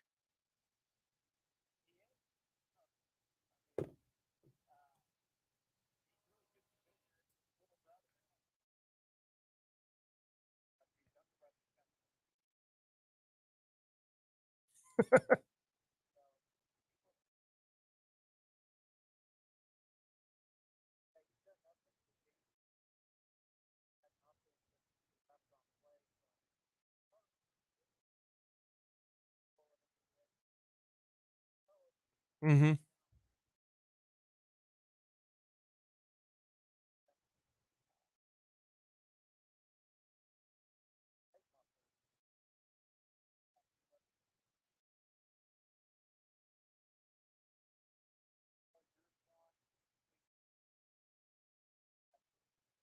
We're talking with Kellis Robinett of the Wichita Eagle, the Kansas City Star. Did Joe Klanderman say anything of note for you?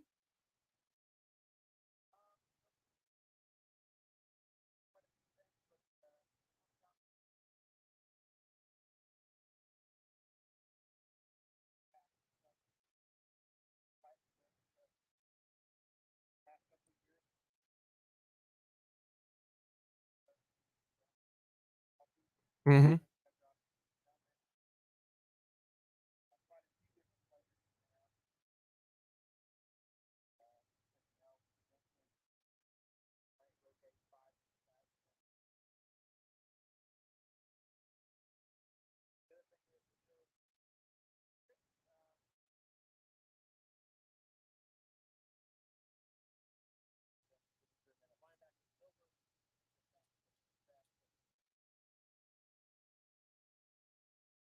Especially with the Enyudike Uzama being gone, that they need some more dudes at the edge spot, I would imagine.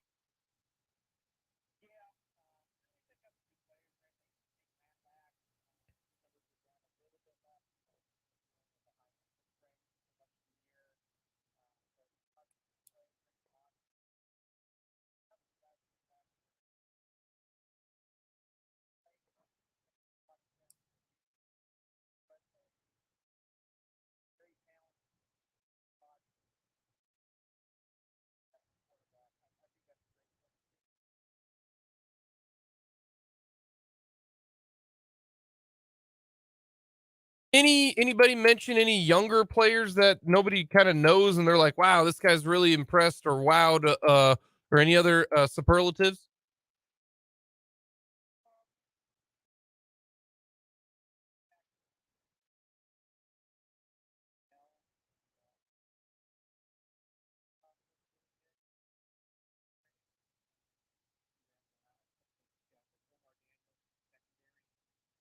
Somebody they lean on, and even a guy like Keenan Garber, a former receiver for Lawrence. Mm-hmm.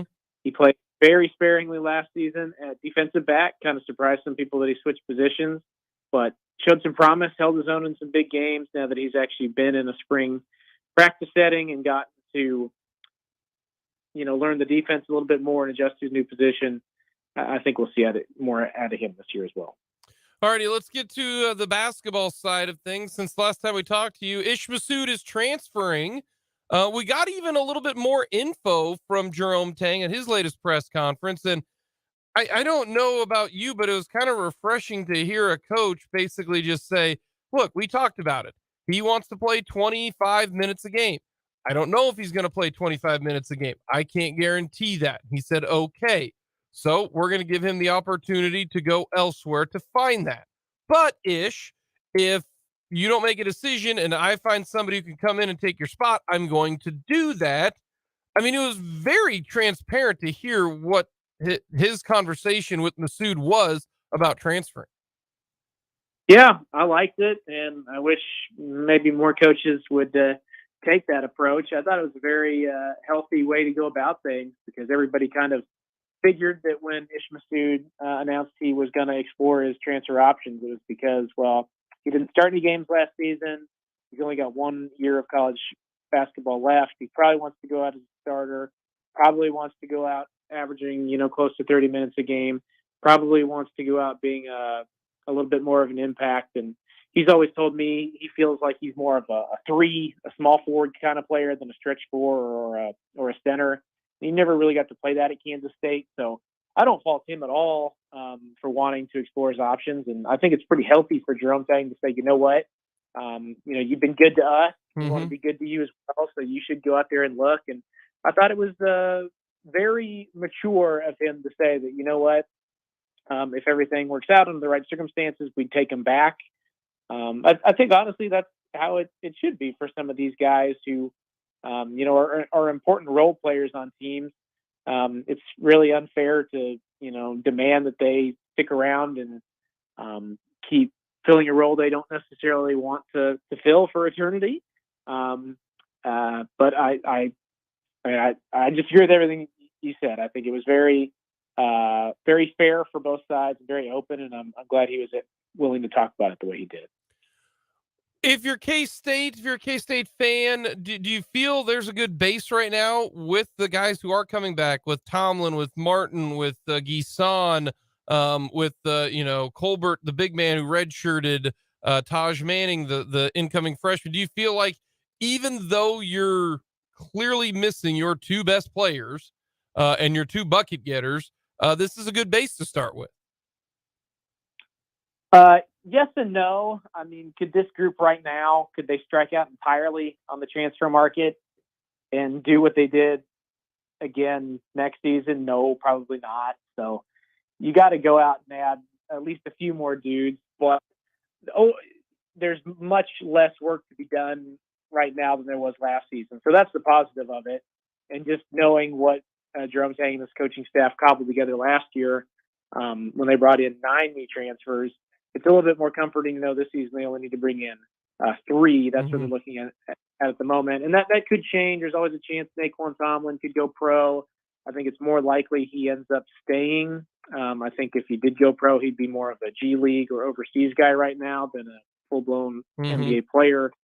Odds of him being very low. But he's also a 6'10", extremely athletic forward who can shoot the ball. So maybe those are skills that could allow him to make the jump right now. I don't know. That's something I'll have to keep an eye on. But in any case, whether it's 3 or 4, I think there are some options to go out there and get. And honestly, if you are a transfer looking for a new home, Kansas State has got to be looking very appealing to you right now because of what they did this last season with 9 transfers on the roster. Keontae Johnson, Big 12 Newcomer of the Year. Naquan Tomlin had never played a single second of Division I basketball before, and now we're talking about him maybe going pro. Kem Carter started all those games. Jesse Sills was a game changer for him. And I don't think it'll be too difficult for Jerome Tang to find some veteran transfers who come in and want to win. So, yeah, I think your expectations shouldn't change, all that much next season. You probably, without Marquise and without Keontae, maybe the ceiling isn't quite as high, but there are guys out there, and I'm sure they'll figure out a way to put together a nice team. We're talking with Kellis Robinett of the Wichita Eagle and the Kansas City Star here on Mic'd Up. Okay, the name that K-State fans should be looking at, and I think he might be the best player in the transfer portal right now, LJ Cryer, the starting point guard. He's going into the transfer portal. It is no secret that Jerome Tang was an assistant coach at Baylor. But also he was one of the lead guys on LJ Cryer. Do you think that K-State has a better chance than most on landing an elite guard?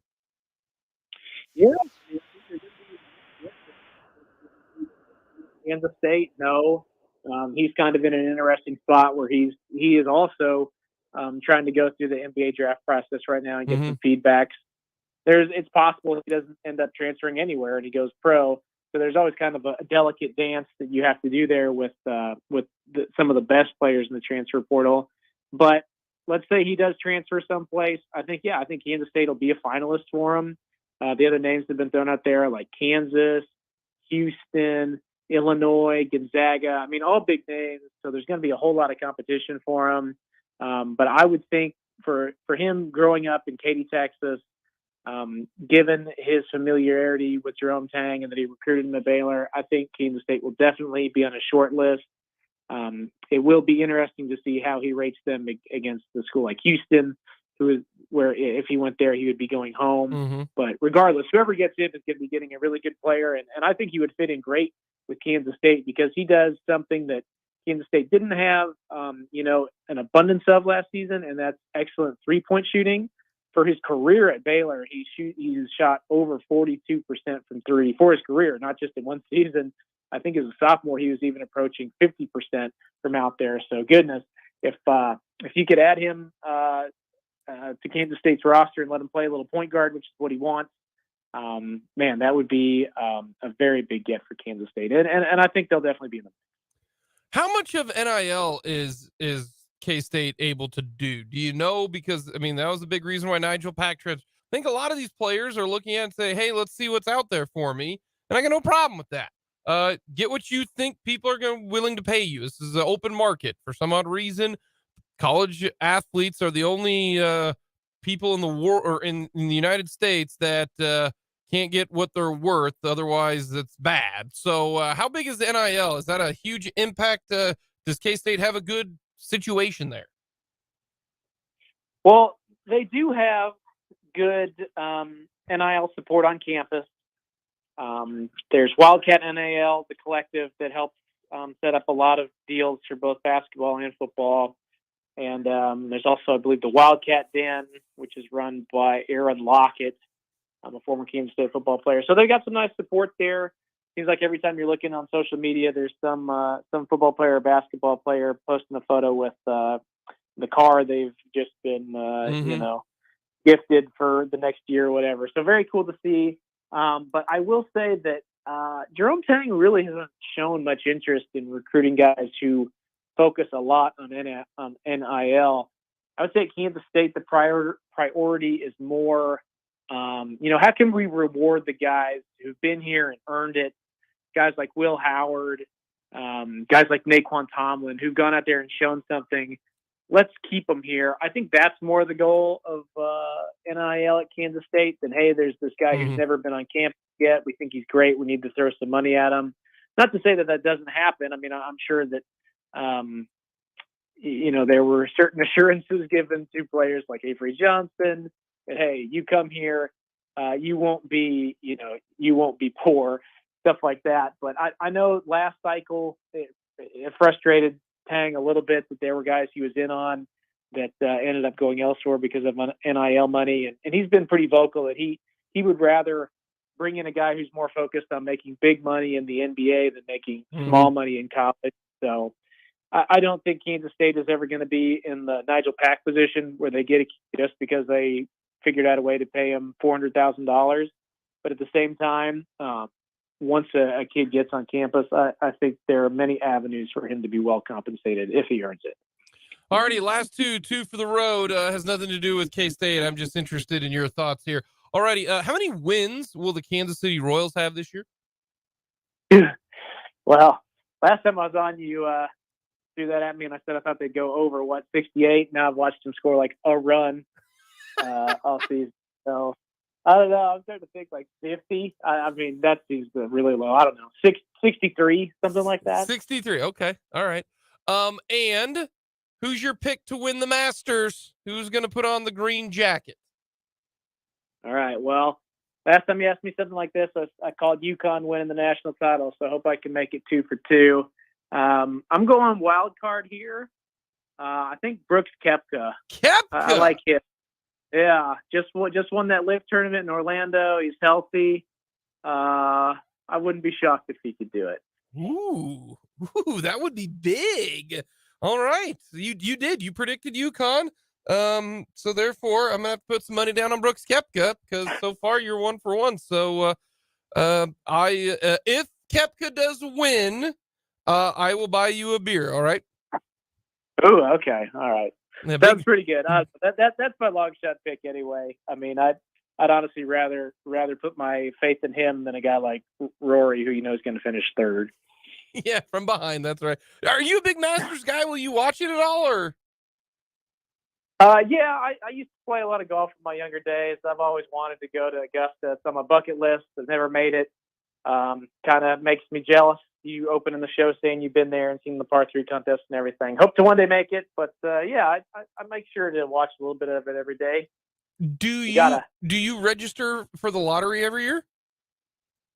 I have never registered for the lottery, so it's really my own fault that I'm not there. You got to get to registering.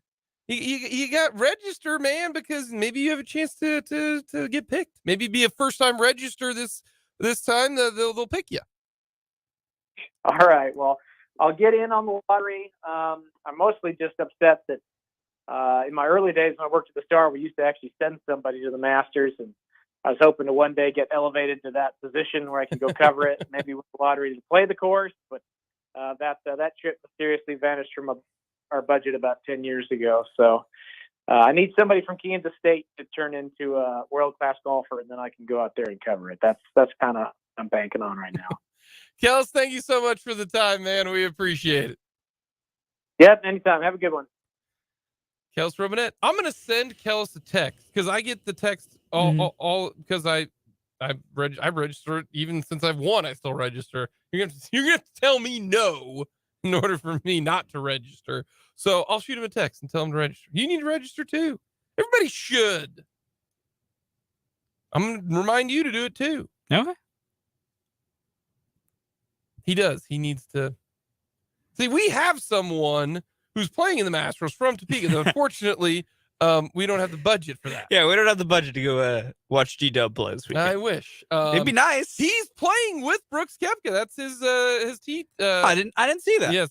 Good. Gary is teeing off. He's got Brooks and who else? Because it'll be a 3-man group. He is teeing off with Brooks Koepka and Danny Willett. So he's got 3 major champions. Danny Willett, of course, won the Masters. G-Dub winning the U.S. Open. Brooks Koepka's won 4 majors. He's one of you. They tee off at 10:54. 10:54 tomorrow. Okay. Central Time. Coming up next, we're going to get our Masters picks. We'll explain kind of how we're going to do it. And we'll also pick our outright winner. That's all coming up here on Mic'd Up.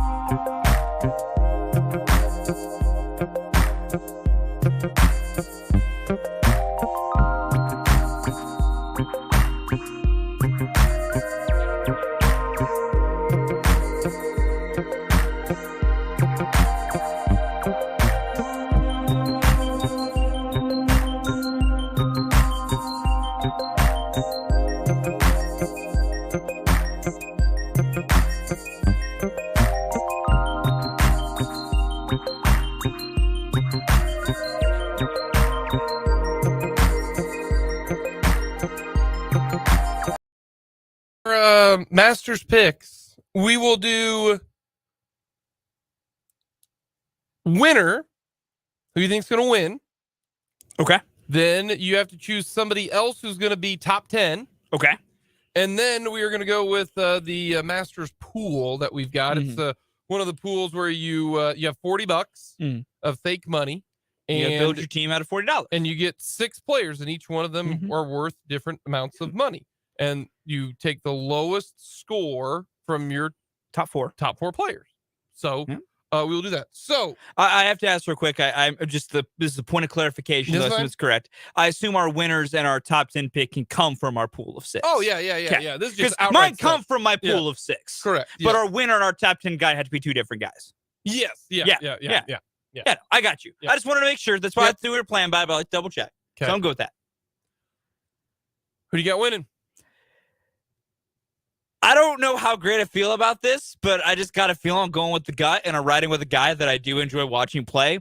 I got Colin Morikawa winning this you weekend. don't. I do. No, because that's who I've got No! winning. No! Yes. Seriously. I've got Colin Morikawa winning.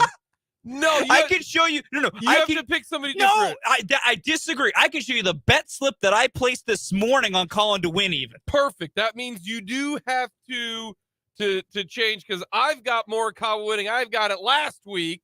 Oh. So therefore, I had him first. we could have the same guy. It's not We fun, didn't though. talk about this at all. This is a complete coincidence. I know, and I don't like it. One, because now I know he's not going to win. Oh, come on. Gosh, That's now I gotta fair. change my pick. No, do you really? Yes, I legitimately have Colin Morikawa as my winner. Gosh. I did not think we would both have the same guy. There are a lot of golfers in this field. How did we end up on the same dude?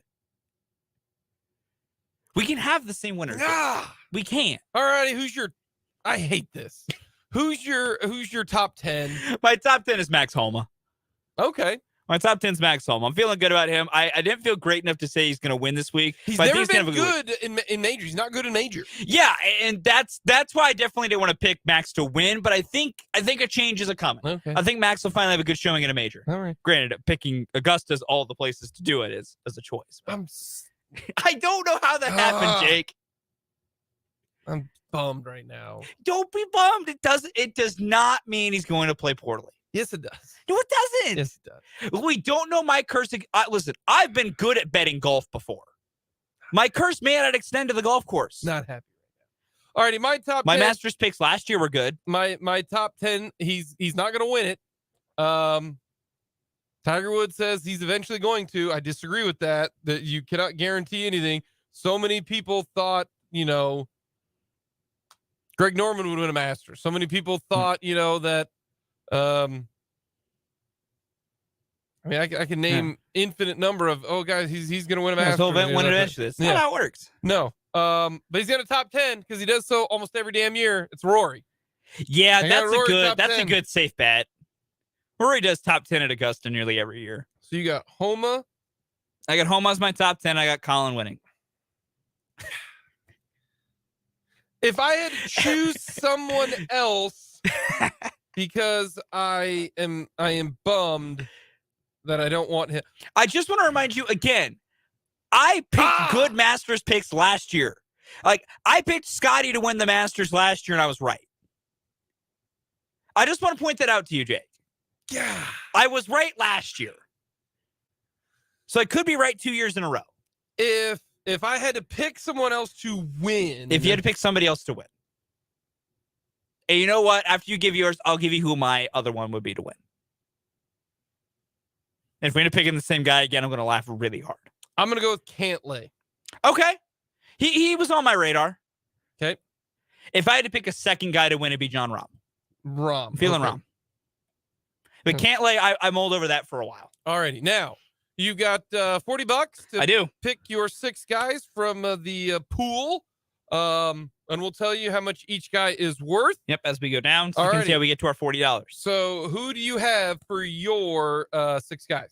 My first guy off the board, I did take one of the $10 guys. I do have John Rahm. John Rahm. I have John Rahm. Okay. I went to the $9 section next. I got Max Homa. You got Homa. Shockingly, I have some of the guys I think will do well on my pool. Yep. Colin Morikawa, obviously from the $8 pool. He was $8. If I Yep. think he's going to win, I got to put him on the list. Yep. $6. I got to put one of my favorite guys purely from the country he's from, Shane Lowry. I think Shane's gonna play well. Shane does play good golf. Yep. I'm also gonna put an Irish golfer on my list. Yep. After that, I'm starting to get into the thinner pool of some bet part of some money here. For the $5 pool, I'm picking Sahith Theegala. Sahith. Okay. It's kind of a risky play, but sometimes when the lights are bright, he can kind of play well sometimes. First Masters appearance. Yeah, I'm kind of playing that he'll have a good debut, but also it could go really bad. And then I only had $2 left, and if I had to pick someone from the $2 tier, I'll pick GW, picking Gary Woodland. All right. If I had to pick someone from the $2 tier, I'll take Gary. All righty, my picks that I'm going with. I am going with the reigning Masters champ, Scotty Scheffler. That's a fair call. I thought about it. I didn't pull the trigger, but I thought about it. Just to give you a little hint, doing some research, 9 of the last 11 Masters winners have been excellent in strokes gained tee to green leading up to the Masters. All right. And these are the people who qualify for that number. Okay. Scotty Scheffler. He's the best player right now. Yep. Scotty's hot. I'm going to go with Scotty. Scotty too hottie. Scotty Scheffler, $10 guy. I'm going Cam Smith. I'm going with the live guy. I thought I was taking Cam Smith, but I didn't want to take live guys. I'll openly say that. I went with Cam Smith. Okay. He's a $9 player. He's played well at Augusta. Yeah. Okay, so I'm gonna go Cam Smith. Mm-hmm. And then I am with you as an $8 player. I think he's the best bang for your buck. It is Colin Morikawa. Colin Morikawa, right now 4th best in strokes gained behind Scheffler, Rory, and Patrick Cantlay. So Morikawa pretty good. Then I have got Cameron Young. Ooh, okay. $7 for Cam Young. Okay. He is right behind Colin Morikawa. Okay. So I see what Jake's strategy was. It's a good strategy. I'm going with I'm pulling a nerd. You going with the numbers. I'm going with the numbers. I kind of pulled you. I want a gut call on all these. You did. So you've got I'm feeling. I've got Scheffler, Morikawa, Smith, and Young, my top 4. And I'm feeling okay with that. Got a pair of Cams in there. Yep. So now I've got my 2 lower players. As I say, we're going into the bottom of the barrel for you for some backside here. Yep. I don't like any of the $1 players. Nope, I stayed away from that. So I am going to go with a $4 player. Okay. Instead of 2 $3 players. Because I don't like any of the $3 players. Yeah, that's fair. So the $4 player, I'm not picking Tiger. I'm not picking Bryson or Louis. Mito, it's his first time. Otherwise, he's playing pretty decent. I'm going to go with Thomas Peters. Okay. Another live guy. That's all right, though. They're putting live guys on his card. Interesting. It's two guys. So I got Thomas Peters, and that leaves me with two. Got $2. $2. You're like me at the very end here. We got $2. Phil, absolutely not. No. Zach, Bubba, nope. Cameron Champ, Molinari, ever since the Golden Bell destroyed his golf career. Yeah, no. And Tiger Woods took advantage of that. Thought about going with the guy who didn't get invited and then got invited, in Scott Stallings. I'm with you. I'm going with G-Dub. If I have to pick a $2 player, I'm picking G-Dub. He's like, his best finish is tied for 24th.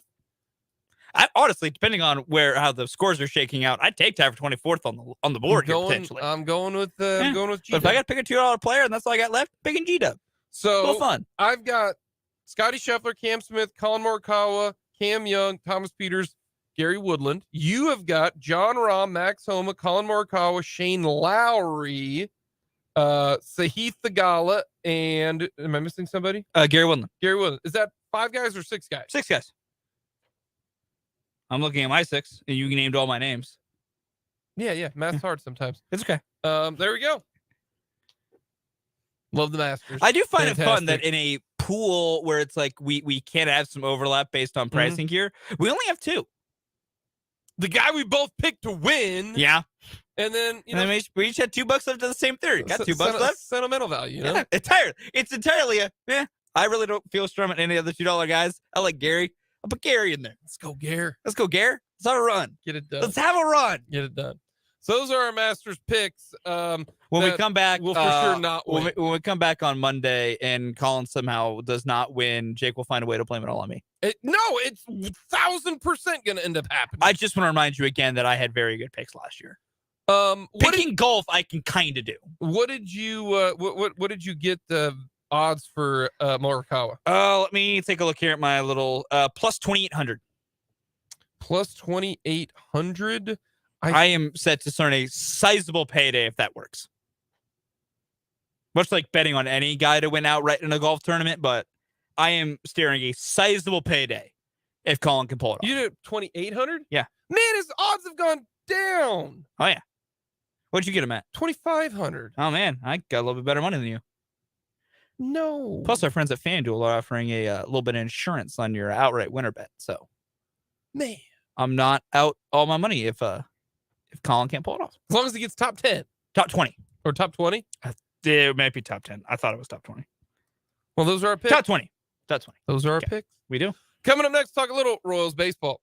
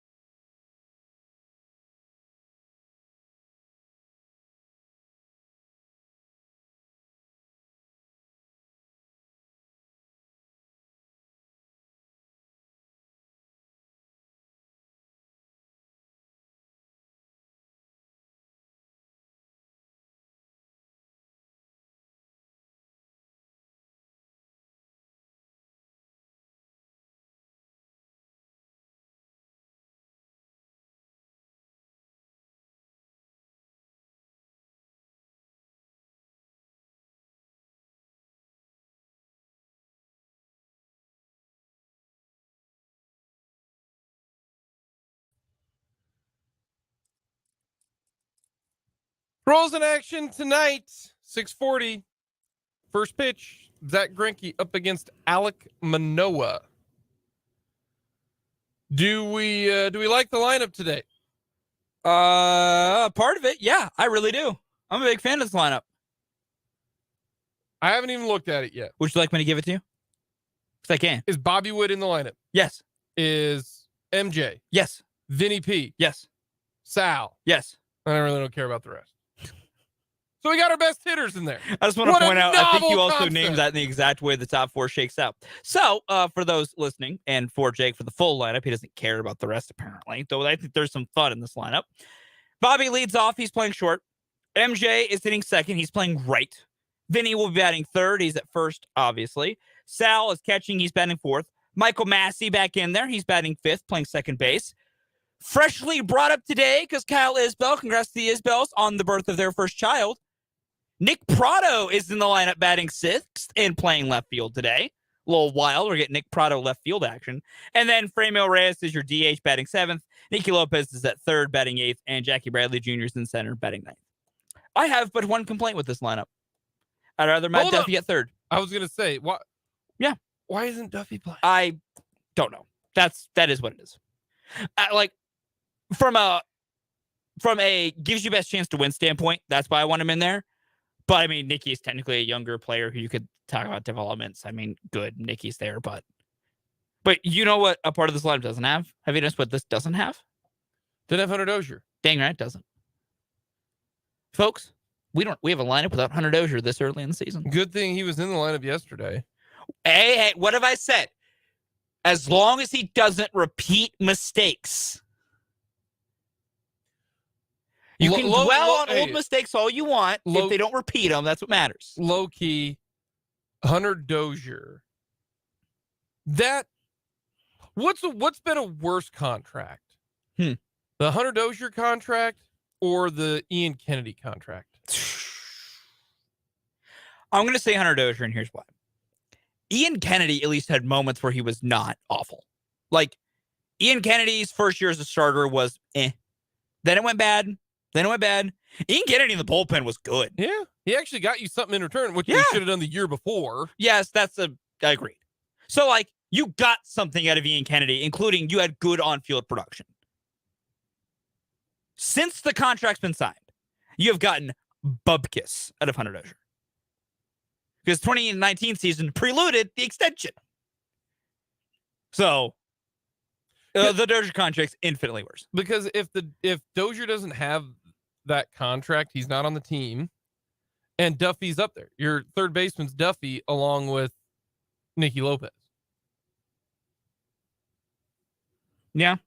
Should Michael Garcia or Michael Garcia? Michael Garcia. Should he be playing third? Yes. He should be on this roster. Find him a place to play baseball. Who do you lump off? Who do you? Hunter Dozier, Nicky Lopez, Matt Duffy. I don't care who. Maybe not Matt Duffy right now because Matt Duffy's hitting the snot out of the ball. But You can't get rid of Lopez because you got to have somebody playing short. Well, I guess Garcia could play short. Yes, too. he's a natural shortstop. Yeah, you could. Michael Garcia currently, I know we're only a few games into this, even for the minor league season, currently tearing the cover off the ball in the minors again.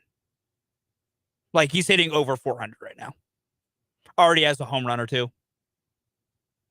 Like, I said Michael being up on this team in August was something I could live with. If Michael Garcia plays the way he's been playing right now in Omaha the rest of the month, and other infielders on the Royals keep playing the way they're playing, it is criminal if Michael Garcia is not on this team by May 1st. I still believe Michael should have made this team out of camp. Like, figure out the logistics of it later. Figure it out. Michael Garcia, his entire thing that he needed to fix, well, not really fix, but you wanted to see to really move up, was could he add power? Because he had just so little. He now has power. Okay. Yeah, and he's a great defender. Good He's defender. a solid Good defender. Yeah, good defender. And he can run. Like, in his limited time in the big leagues last year, his average was still pretty high. Like, I think figuring out where to play him could be a bit of a problem because Bobby wants to be a shortstop and as of right now is playing well at short. He made a great play last night. That was stupid. That was a really stupid play. That was insane. That was but impressive. Find a place to put him. But Michael Garcia, if we're going to talk about best chances to win, Michael Garcia should be on your roster.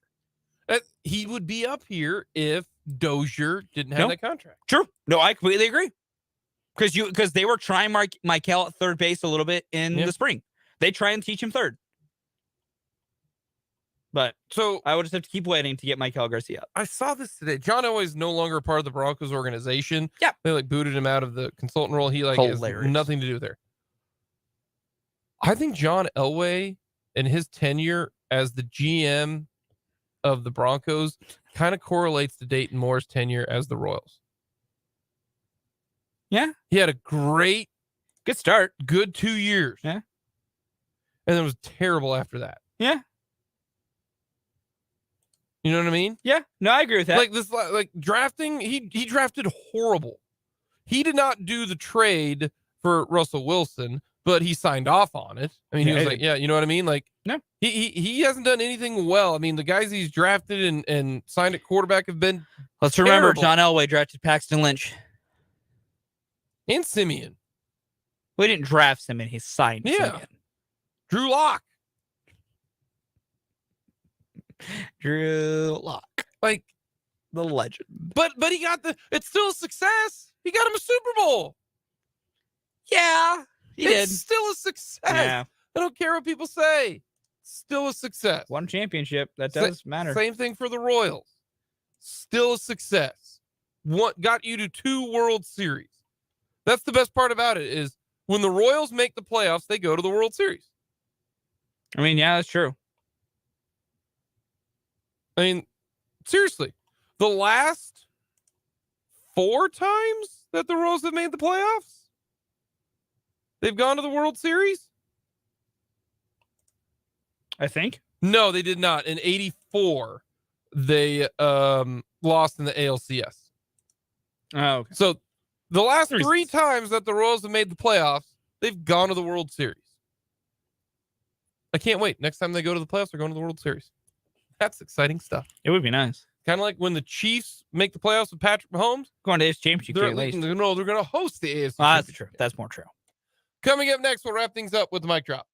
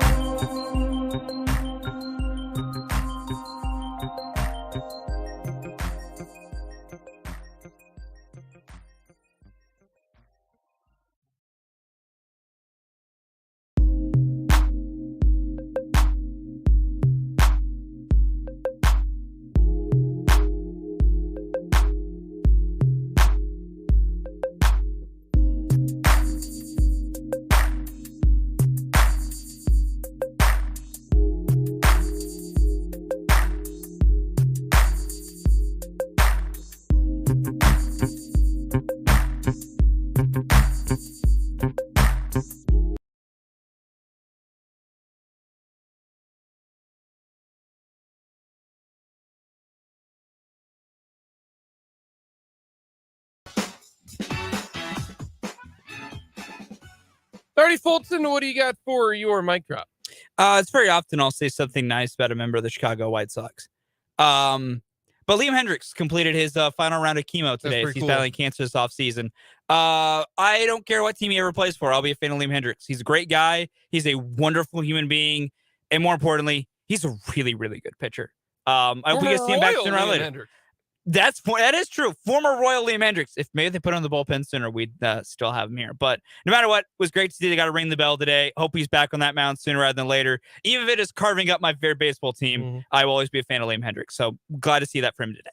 I understand why Matt Quatraro did what he did yesterday. I get it. I think it's wrong. Vinny P needs at bats against lefties and righties. MJ Melendez needs bats against lefties and righties. Put them in the lineup every day. They are young 20-year-olds in the start of their career. They need at bats. Don't worry about wins and losses right now. Your team's probably going to be 1-5. Therefore, now just get them in the lineup. Get them in there.